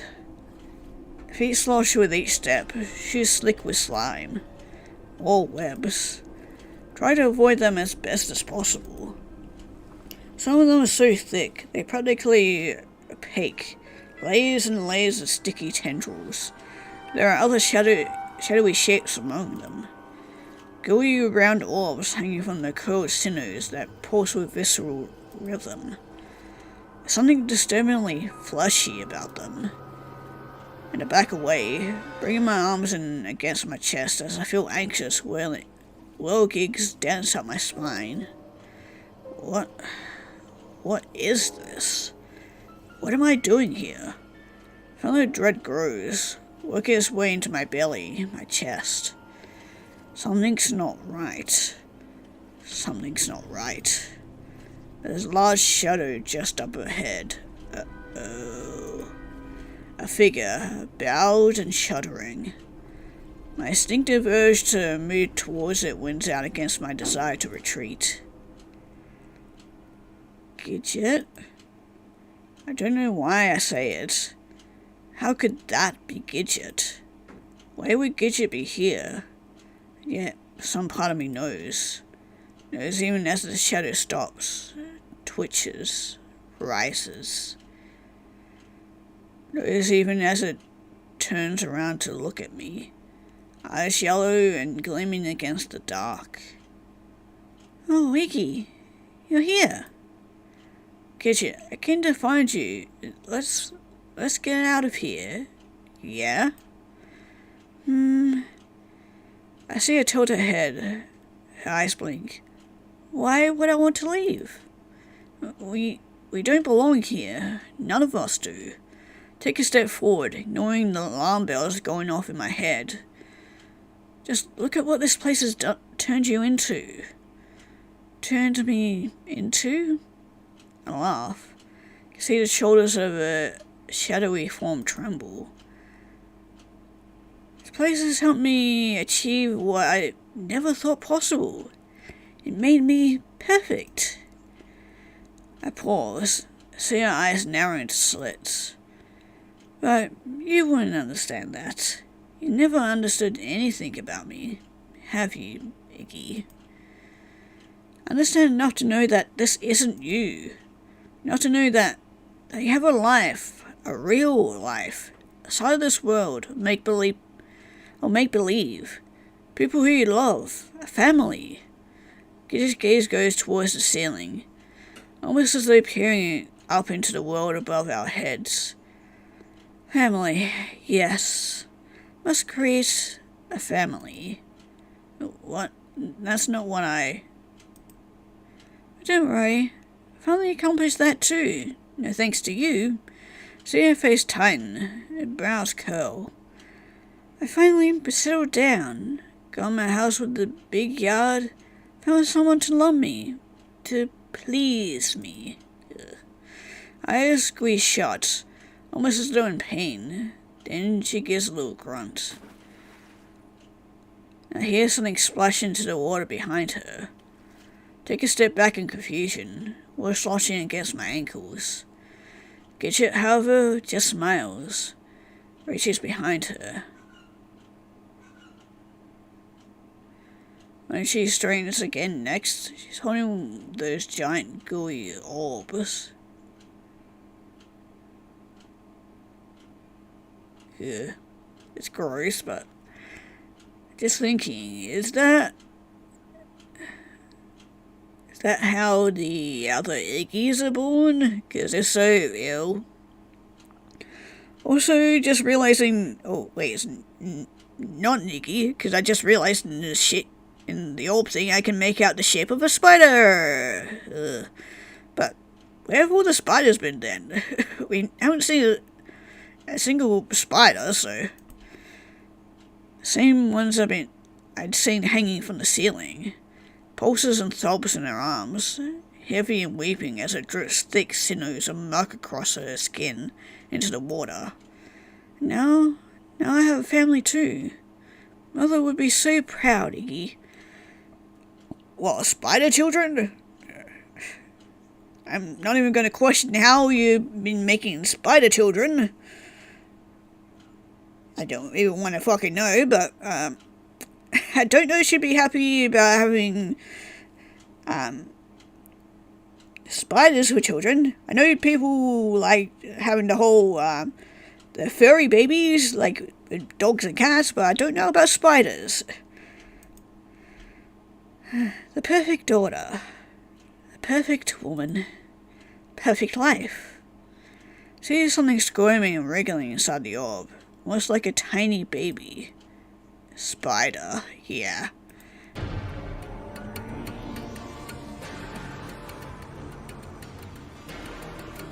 Huh? What the...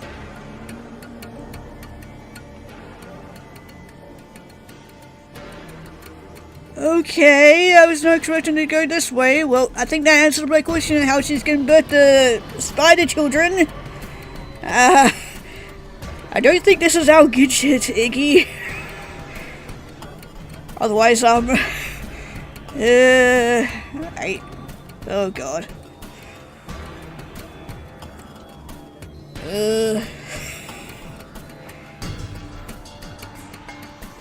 I was not expecting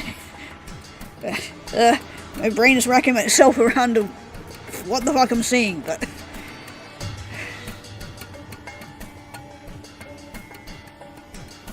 Wouldn't we have noticed that this Gidget had turned into like a spider thing by now? How did she be denying this from us? And it makes me worried then of what this Wonderland is capable of. It's able to turn our friends into half spiders. I don't like this at all. It's at this moment that Gidget moves forward towards me, standing all the way up, taller and taller. I see her lower half for the first time. Become mutated and swollen, a giant fleshy abdomen poking out from the back of her purple dress. And from it spawn 8 titanic legs, each one thick and haired and sharp. So fucking sharp. Cutting through the water like knives as she floats towards me. My eyes nearly bug out of my head. Not as buggy as Gidget over here. Back. Scramble backwards so quickly I lose my balance and go down with a splat.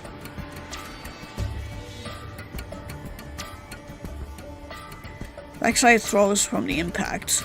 Water seeping into my clothes, my hair.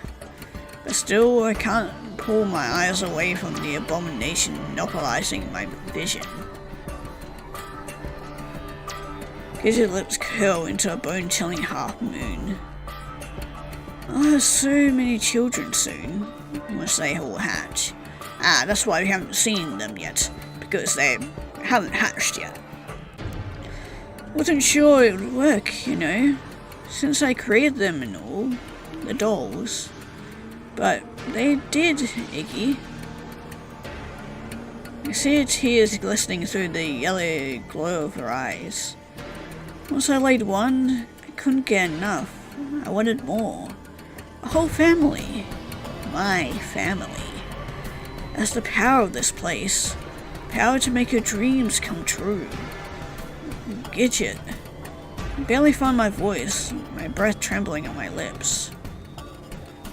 What have you done to yourself? Her lips twitch. Then I see her eyes snap back into sharpened focus. I see. This still isn't good enough for you, is it? I'll never be good enough. Is that it? Takes a menacing step forward, or towards me, long segmented legs clicking with the movement. That's not what No one is good enough for you, are they? Brings a smile back to her face, and for a moment, her gaze goes unfocused, hazy. You're just like my mother. I laugh, as though she's watching something humorous play out on her eyelids. Stupid bitch of a woman. Then her eyes snap back towards me. Stupid bitch of a man. Able to fuck the woman of his dreams. I tend to crawl backwards as she towers over me. Beakers like strands of oozing mud dripping off the egg, dripping off her arms. But it doesn't matter. I don't need you anymore. Her giggle starts as a tiny trill inside her throat that grows and grows before bursting out of her lungs. No one needs you because you're nothing. Just a broken doll beyond repair. Why waste my time trying when I have countless replacements? Holds out the egg. One of the pulsing sinners dangling from the ceiling latches onto it, curling and coiling around the gluttonous mass. But don't worry, I do know something you'd be good for. Feel the egg? She brings her hands to her cheeks, grin stretching hungrily as she peers down at me. Hey, babies will need food when they hatch. Oh, great. I guess it's only time that I get made a meal of, but this time, all of them isn't involved. And I'd love to give them something fresh. This must finally ping something in my brain, because in the next second, I bolt. Twist backwards, heart beating in my ears as I scramble to my feet, water splashing, shoes slipping, and sprint towards the exit. So fast I barely have time to dodge the hanging eggs and webs. Running. Fuck. Before I can so much as near the tunnel, Gidget is there. There and huge and looming over me like an impenetrable wall. She's fast. Extremely fast. Faster than anything I could have imagined. Spin back around, feet nearly sliding out from under me as I change directions. Willing speed, willing control back into my floundering legs.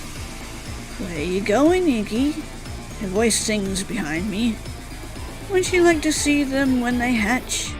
I'll bet they'll have your eyes. Get them. What is it with you with my eyes? And just either my eyes or my manlyhood. I go careening back across the room, slipping and sliding in the slop, batting my way past the rows of glowing, throbbing eggs.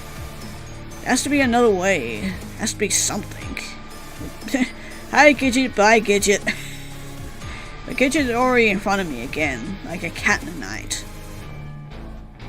Moves so soundlessly, I can't even hear her. I then jump backwards as her glowing eyes jump out at me from the darkness. Just think of how you'll be helping them. Giving them the nourishment they need to grow and thrive. Then you can be part of them forever. Part of my family. I'll trip this time as I scramble back towards the opposite wall. I can barely hear, barely see, barely register anything that's going on around me. Simply screaming at my legs to keep moving, keep powering through the murk and muck. There's something to my left. Dodge right. Do a little hop skip as I narrowly avoid a hanging egg. Hanging egg. There we go. Then catch sight of the tunnel entrance again out of the corner of my eye. I'm close. The coast appears to be clear. But even as I twist towards it, the momentum of my previous dash keeps me sailing forward. And before I can stop, I go flying into an especially thick cluster of webs. Fuck. I tend to pull away, jerking my hand forward and free of the offending fibers. But there's another right in front of it. Thick tendrils wrench and coil themselves around my wrist, sticky and tough between my fingers. I twist, tug. It has my shoulders now. Clinging to the cloth of my shirt, stretching as I heave and strain, but thick, too thick, refusing to break, and instead wrapping itself tighter with my every wriggle. Try kicking, try wrestling and bouncing my flailing feet, but that just exposes my legs to sticky thin threads. And soon, even my knees and ankles are caught, limbs thrust out at awkward angles as my body sags, suspended in the air above the water. Tears spring to the corners of my eyes as I continue struggling, continue squirming. But nothing works. I'm completely and hopelessly stuck. I hear my heartbeat in my ears as I hang there. Head throbs with it. Panic rushing up from my belly to send searing flashes of acid across the back of my tongue and throat. Oh, did someone get themselves stuck? He was having so much fun with our little game. Era approached first. A gentle splash of water. The clicking of the legs. Then her eyes appear out of the darkness, gazing down at me, feeding on me. But all good things must come to an end, I suppose. All that exercise can't be good for the babies. Gidget, tears are coming freely now, linking down my cheeks and pulling my eyes. Gidget brings her hands to my jaw, cupping my chin. You got yourself tangled up pretty good there, haven't you? Aw. She smiles, tilts her head. Gidget, voice cracks, throat thick with phlegm. I'm sorry. And brows arc. I'm sorry for everything. Frown. What do you mean? Close my eyes shut, jaw tight. When I open them again, fresh veiled tears shimmers down across my vision. All the things I said, I didn't mean any of them. I was really fucking awful to you. Gidget says nothing this time. It's staring down at me. Her eyes unblinking. Liked you just the way you were. Loved the things we did together. But I was jealous. I said such horrible things to you. But you feel like something was wrong with you. With shudders. There's nothing wrong with you. Never has been. Running through the water, sending another cascade down my cheeks. It's me who was wrong for ever making you feel that way. Gidget's eyes begin to tremble. I'm so fucking sorry. Room goes silent. Still. Feel Gidget's thumb quivering against my skin. Oh, Iggy, he says, voice catching in her throat. Only in the next moment, a searing pain rips across my right shoulder. And I let out a strangled gargle of pain, eyes shuddering in their sockets. Gidget's leg. One of them has stabbed straight through my shoulder. Gidget grows a chunk of my hair in her hand, punching my hand head backwards with a delighted grin. That's such a moving... whatever that word is. She jerks the tip of her legs and further, stretching the opening and sending firework jolts of pain up and down my chest and arm, burning my brain. Are you really that conceited? She tilts her head to the side, pouring me over me hungrily. All you had to do was apologize, give your little sob story, shed a few tears. Then that would somehow fix everything. Another thrust of her leg. Well, news flash, cherry boy. The world doesn't revolve around you. A spasm, sputter, drool bubbling out between my lips. It hurts. It hurts so bad. Fuck, it hurts. Every one of my nerves feels like it's on fire, exploding across my shoulder, ripping and tearing across the muscle. Gidget cocks a brow in disinterest. Oh, I'm sorry. Is this too sexual for you? And grins. It is quite erotic, isn't it? The way it slides in so easily. Pulls her leg halfway out, pauses. Shoves it back in even harder. Impact sends spasms through my body. Pretty cry past my lips. I bite down hard on my tongue, taste of copper flooding my mouth. Guess I ended up getting to fuck you after all. How poignant. I giggle. Did say it already, didn't I? What are different things I'd love to do to you, my cute little rabbit? Please don't ever call me that again. Oh, yeah, please don't ever call me that again.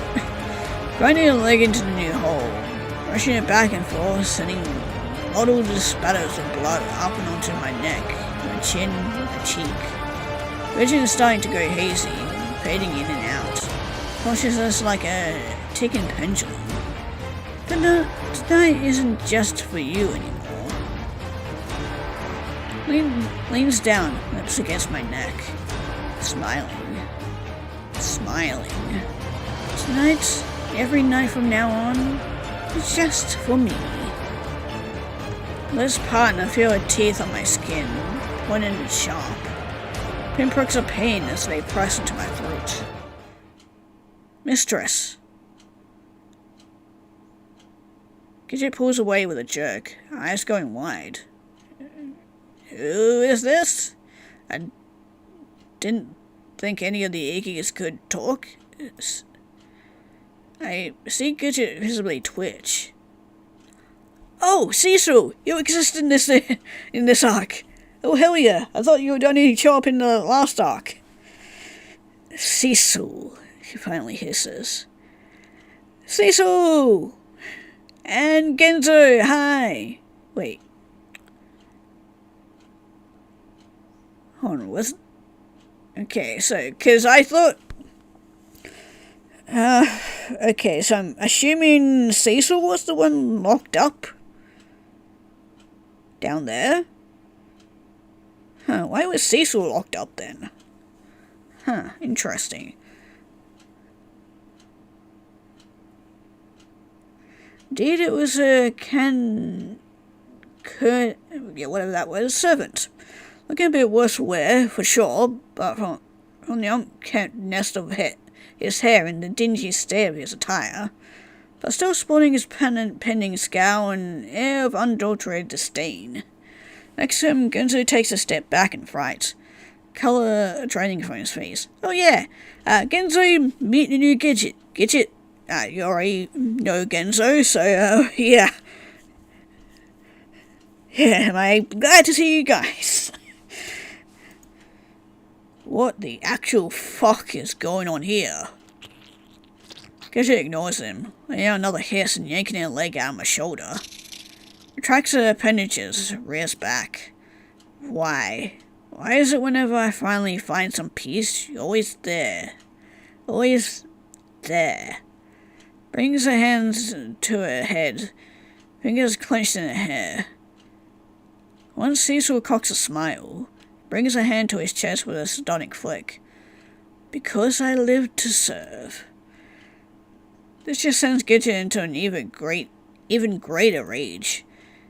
Get out, get out, get out! You'll not take this away from me. This is what I want. This is what I've always wanted. Lashes out with her legs, sending a spray of blood, my blood, across the room.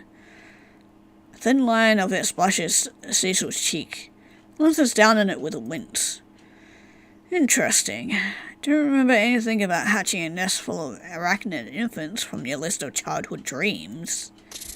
Gidget shrieks, then leaps. Cecil goes darting out of the way, rolling through the water as he avoids Gidget's threshing limbs. When he pushes himself back up to his feet with a tiny grimace, he pulls a kitchen knife from beside his vest, holding it in front of his face. Hell yeah, you go Cecil. Gidget takes this moment distraction to run towards me, face wider than wide and his eyes strained. Fuckings. Yeah, I'm sorry for leaving you. We can talk about this once we get out of here. Gaze goes from the gaping hole in my shoulder to my tear and snot streaked face. Brings back a hand to my forehead, pushing back my sweaty bangs. Stay with me, okay? I'll get you out of here. Then he pulls out a similar knife from his pocket and starts hacking away at the stringy fibers holding me in place. Oh. Guys came prepared. That's for sure. Back on the other side of the room, Gidget is reeling. Skeleton first left, then right, and left again as she studies the bedraggled man standing amongst the webs. You were never supposed to come back. Bailed you away for good. For good. Shoots out a leg out, but Cecil blocks with a well-aimed swing of the knife. That's the thing about the truth, though, isn't it? Hide it all away you want, but it will always find a way to dig its way back to the surface. The truth? Ha! Don't make me laugh. Another swing, another block. Truth is that I'm happier than I've been in a long time. That everyone accepts me. Everyone loves me. Only my mother would be able to deny my accomplishments, to deny my perfection. And now you had to come and ruin it all. He rushes forward. Body moves with nigh invisible celerity to the opposite wall in less than a second. Cecil barely manages to escape her legs in time, flinging himself to the left just before the nearest tip would have impaled him. Staggers back to his feet, wipes out a fresh set of scratches on his cheek. Happy? He scowls. That's a lofty word for someone who can't even bear to look at themselves in the mirror. At this, Gidget twists back with a hiss. I see her eyes flash. When was the last time you ever left this old home you built for yourself? Hiding away in here? Are you too ashamed people will see who you've become? It's not true, that's not true. That's not true. Gidget screeches and I see her start pulling, tugging, yanking at her hair. I love who I am. I love everything about myself. Another leap forward, goes careening across the room, Cecil barely avoiding the flurry of her legs. He staggers, breath heavy, but resumes his stance all the same. Do you remember the last time I saw you smile? You know those fake hidden grins you give yourself? A real smile. And deep inside, I see Cecil's eyes tighten, his mouth twitch. Putting on those little acts every day, wearing your perfect doll mask, while behind everything, you're dying inside. Gidget twists around. The very air around her seems to warp and bend. Shut up! Why do you do it? Shut up! Why do you force yourself to become someone you're not? Shut up! When you know you'd be happier, and you'd be able to love yourself. Gidget whips her head back and wails, shrieks. Because I have to! Then charges. This one happens too fast and too sudden and too furious. He flies forward, eyes wild, legs poised, and there's a squelch. A deep, heady one. For a moment, nothing happens. Nobody moves. Nobody even blinks. Then, a drip. 1, 2, 3, 4, 5, 6. Thick, heavy drops that punctuate the stillness. Cecil was suspended in the air. It rolled back, arms limp. Poor Gidget's legs are through his chest. Some kind of horrific cocktail skewer, holding him aloft. Soft and sagging, shuddering. Rivulets of blood trace his legs. Drip from his shoes. Gidget's voice catches. She is staring at him, bewildered. Flow of anger gone from her face. Cecil? Gives him a shake. Just nothing but Cindy's limbs quivering, his head bouncing. Cecil? Again and again. Now her brows are curling inward, pupils trembling. No. Beads of water pool beneath her eyes. Giant salty droplets that grow and grow. Grow until they get so heavy they cascade down her cheeks like waterfalls, bubbling up between her lips. No.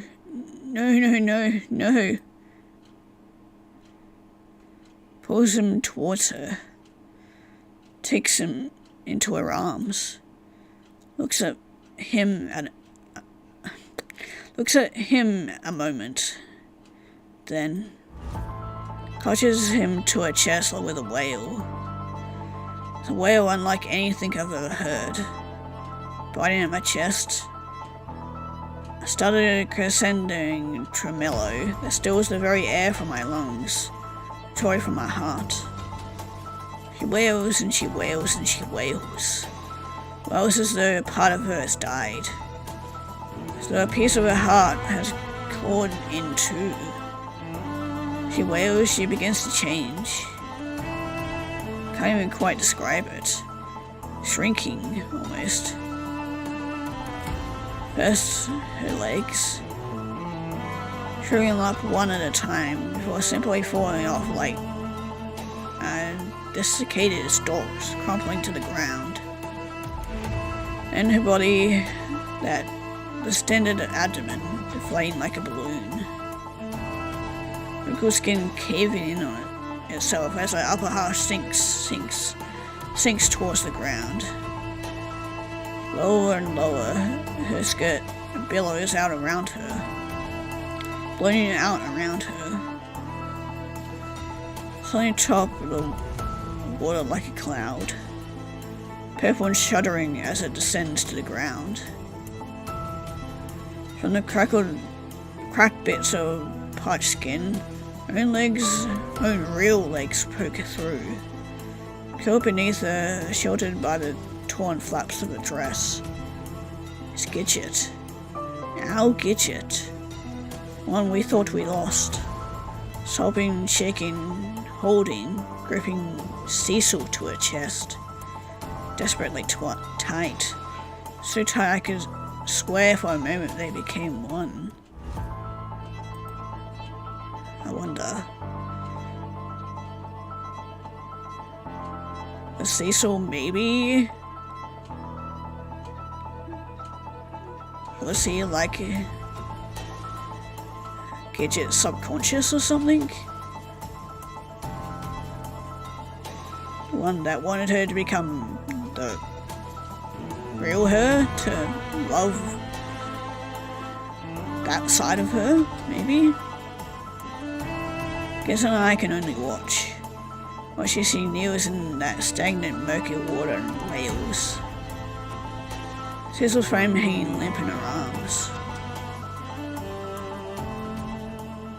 Maybe Cecil knew a bit more about Gidget than we let on, and seeing as he seemed to know what she truly, deep down, wished for, and not this whole facade of wanting to do everything that made everybody else happy, like her mother, trying to pressure her into societal norms, like getting married, having kids and whatnot, and then, yeah, all that shit. But rest in peace, Cecil. Although we didn't really get to know much of you, or get to see much of you, took one for the team, and I was so sad. Even though, yeah, we never got to see much of Cecil, and we never got to know much of his character, but, man, I was kind of liking Cecil too. Gidget carries Cecil's body back to the tunnel. Once in her room, she lays him atop her bed. Looks tiny, resting amongst a mountain of pillows. Beneath him, they very quickly become stained with blood. Brilliant red stains on the sheets. Gidget. I step away from Genzo's support, my legs shaky. But Gidget doesn't look at me. Instead, staring down at Cecil, see her arms trembling. Finally, she whips herself away, teeth clenched. She looks at me. Looks at Genzo. Whirls around, gaze surveying the room. Then she growls. So small at first I don't even realize it's coming from her. Then it builds. Uh-oh. You're not going to turn back into a spider, are you? Builds into a guttural groan that crackles and claws at her lungs and throat. It goes stomping towards the tea table. Gives her a single glance. Grabs it by the edge and shoves it over onto its side. With a loud thud as it and the tea ferneries go crashing to the ground. Not missing a beat, she grabs one of the chairs, raising it over her head and slamming it down onto the wooden mess again and again. All the grunts pushing it past her lips. Gidget? I start forward, but Genzo quickly stops me, hand to my shoulder. Let her have her moment, bud. Yeah, I think it's best just to let her feel this out and hopefully not go on another murdering spree. Swallow hard, but take a step back all the same, as clasping and unclasping in worry. Gidget seems to finish with the chair. Strains with a start, looks around.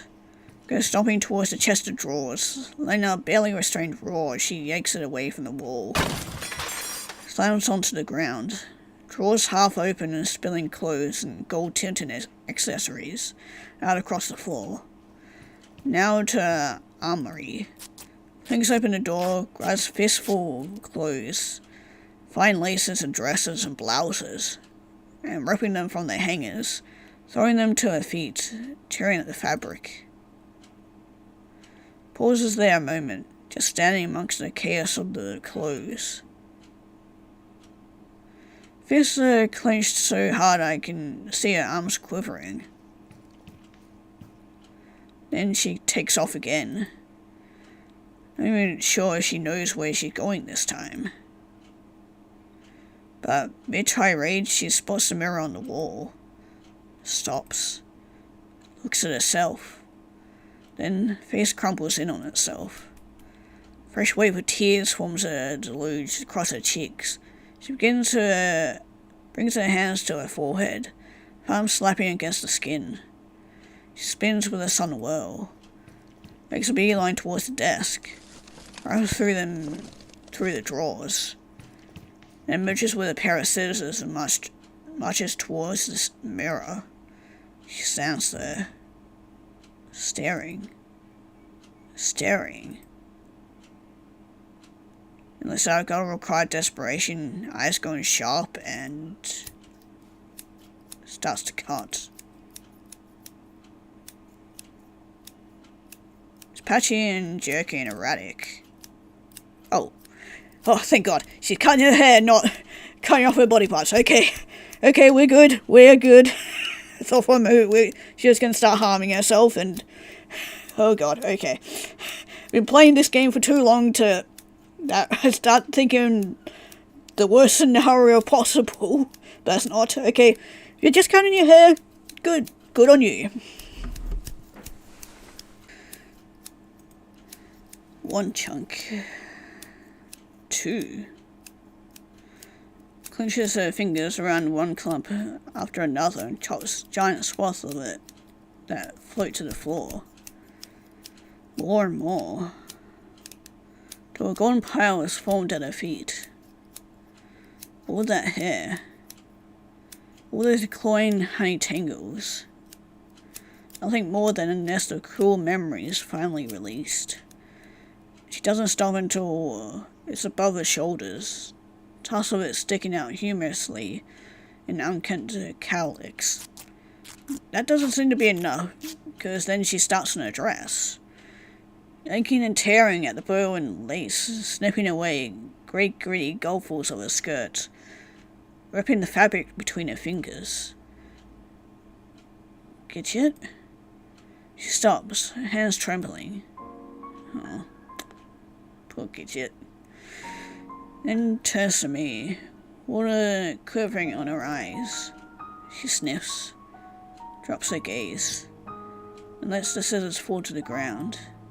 I need to be alone for a bit, she finally says, voice small, so small. Of course. I feel Genzo's hand on my wrist, gently urging me towards the door. Come on, Eggs. We'll regroup in the morning, yeah? Don't say anything, but let myself be guided from the room all the same. Through one last glance at Gidget, gaze still pointed downwards, before Genzo pulls the door shut behind us. I don't know what to do, what to think. The point that I find myself incapable of forming words, so I remain silent. Genzo leads me back down the stairs, gentle in the way his fingers tug at my wrist. Igido's go into a panic once we reach the bottom, fretting over us, fawning over us. I'm led immediately back to my room, where a set of doors tends to my wounds, cleaning, stitching, gauzing it. All the while I stare off at the far wall, mine somewhere else, somewhere far away. I finish and start to leave, notice Genzo peeking through the door, face clouded with worry. But he eventually lets his gaze fall. When I blink and look back, he is already gone. The room is quiet and dark around me. Somehow pleasant yet unbearable at the same time. When I hear soft pitter-patters against the window, I glance over to see that it's raining. Water running down the rivulets and down the glass pane. Suddenly my eyes fully closed. Tired.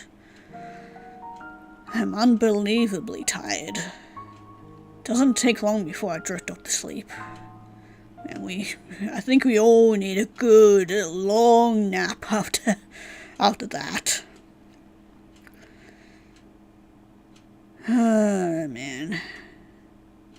I was thinking that hopefully nobody would have to die in this, but poor Cecil. I mean, it's not like he would have been able to come back with us anyway, because, he's part of Wonderland, but maybe he could still live on in Gidget, or somewhere in our hearts. But yeah, he definitely took one for the team.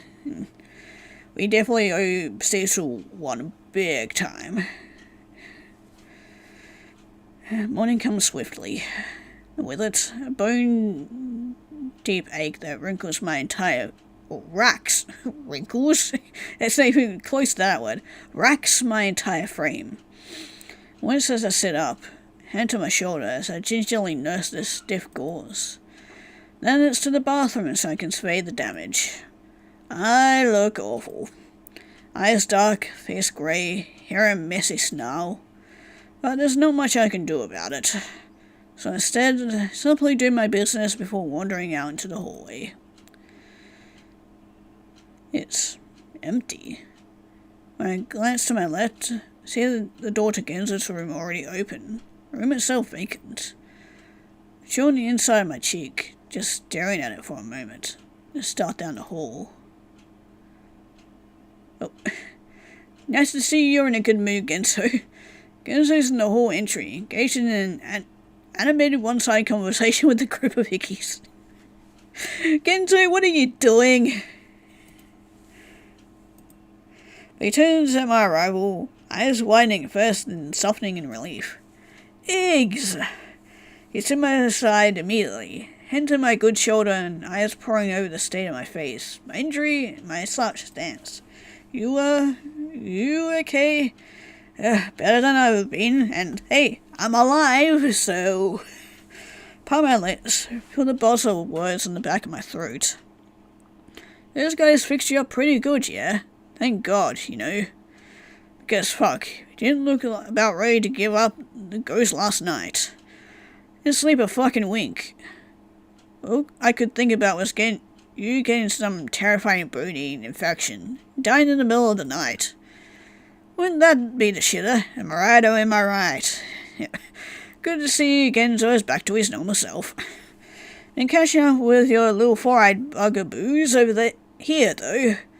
Might not be much for the conversation, but damn are these little fuckers lively. Did I mention I haven't slept a wink? Genzo, I am fine. Please go sleep. Because, this is definitely not going to be the end of our story. We got a lot more to go through. Oh, God. God, I'm just thinking about it. God, we got all up next to deal with. Oh, God. What's he gonna be like? Oh, Jesus Christ. Oh, Bucks. Oh, God, what is Bucks gonna be like? Oh, God. If you thought Bucks was bad during the other arcs, oh, Jesus Christ. I just had a really morbid thought about the baby. Because we still don't know entirely what she did to her child in the previous arcs. How much of... Is there going to be even much of the baby left when we, get to Bucks? Oh, Jesus Christ. Oh, God. I mean, we saw Iggy holding the baby in the main menu screen, so maybe the baby's okay? Hopefully. Maybe. Oh, God. I'm gonna dread... God.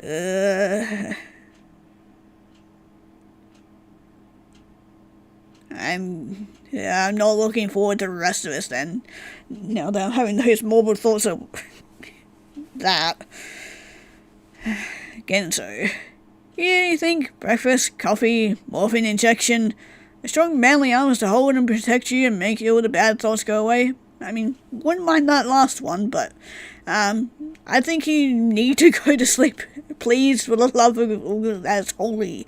Genzo, get some rest. You need it. Genzo.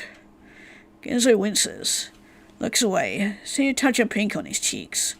Sorry, was just pretty worried, I guess. Yeah, I get it, but I'm fine now. Yep, as Iggy said, I'm fine, really. Pretty sore, but I'll live.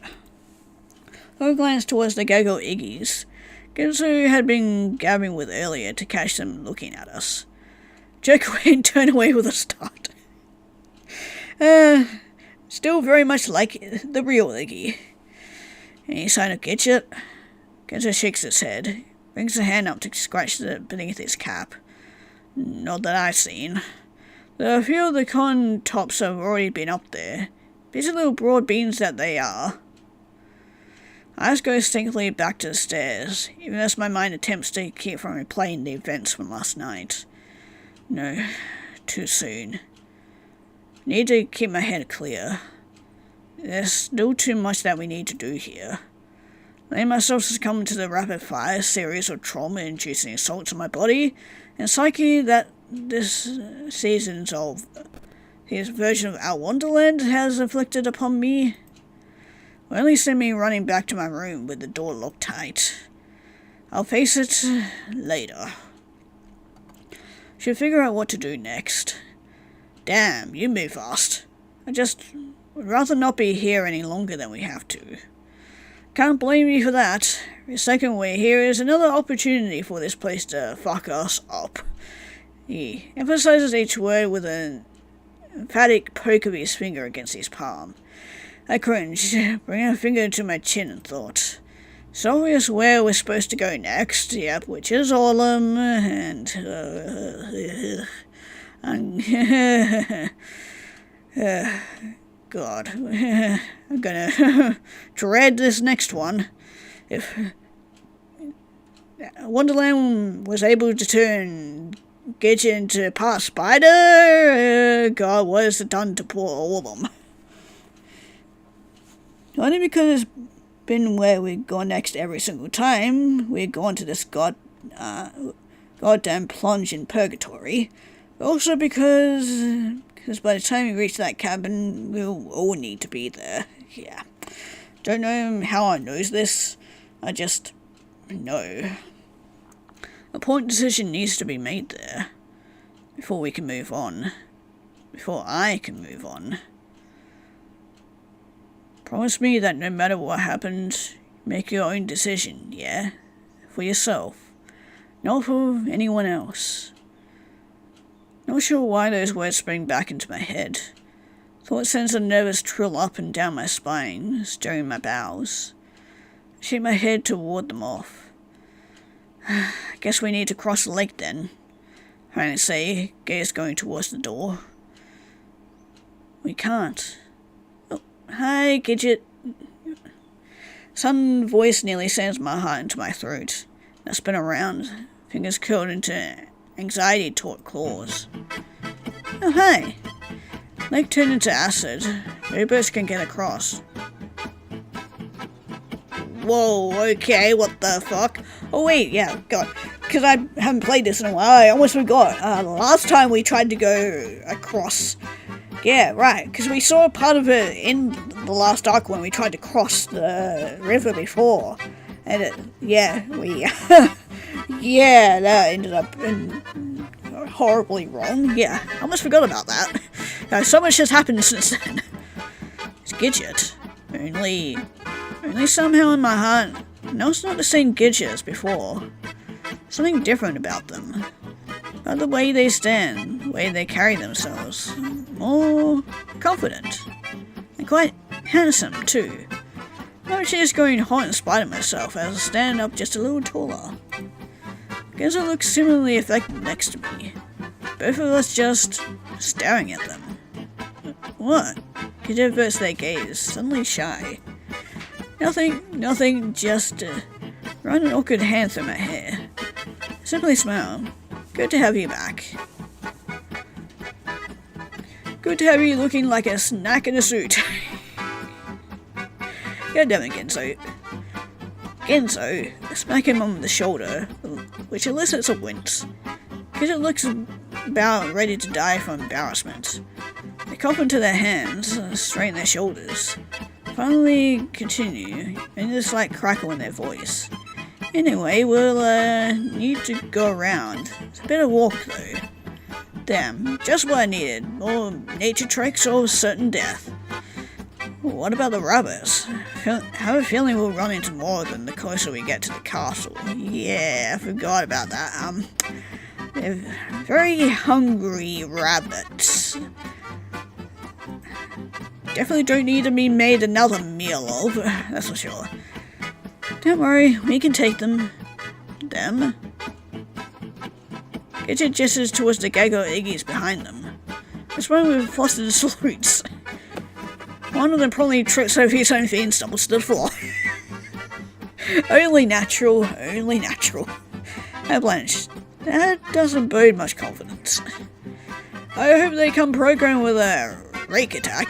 He was always pretty good at that one. Hey, come on, at least we tried, okay? I had my chef put together some rations for us. It can take a few days and we'll want to conserve our strength.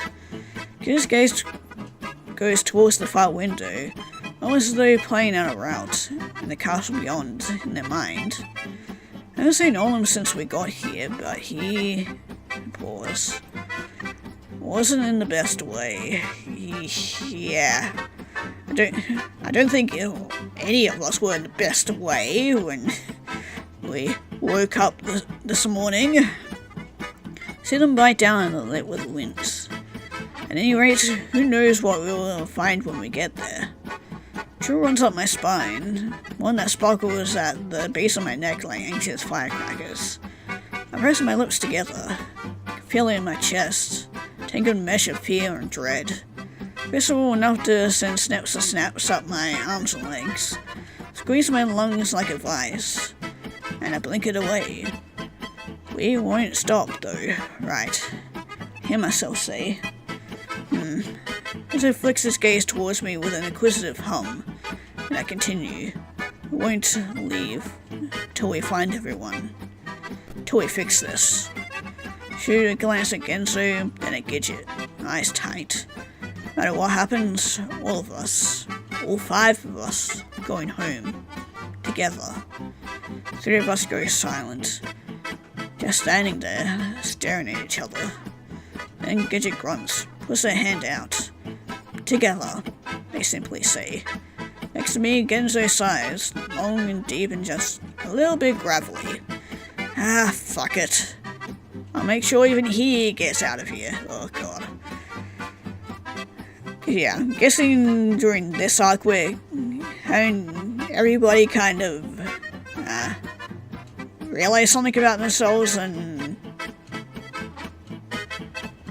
stop hiding behind the facade and stuff, so I'm guessing in this route we're gonna finally figure out what the hell happened between these two, I guess. Has his own hand down on top of Gidget's. Then they both glance up towards me, eyed expectant. There was something inside of me give, breath of relief washing through me. Bring my hand down on top of Genzo's, and for a second, it's like we're in grade school again. 3 of us are about to embark on daring missions unknown. Crack a smile, a tense smile, a tremulous smile, but a smile all the same. Together.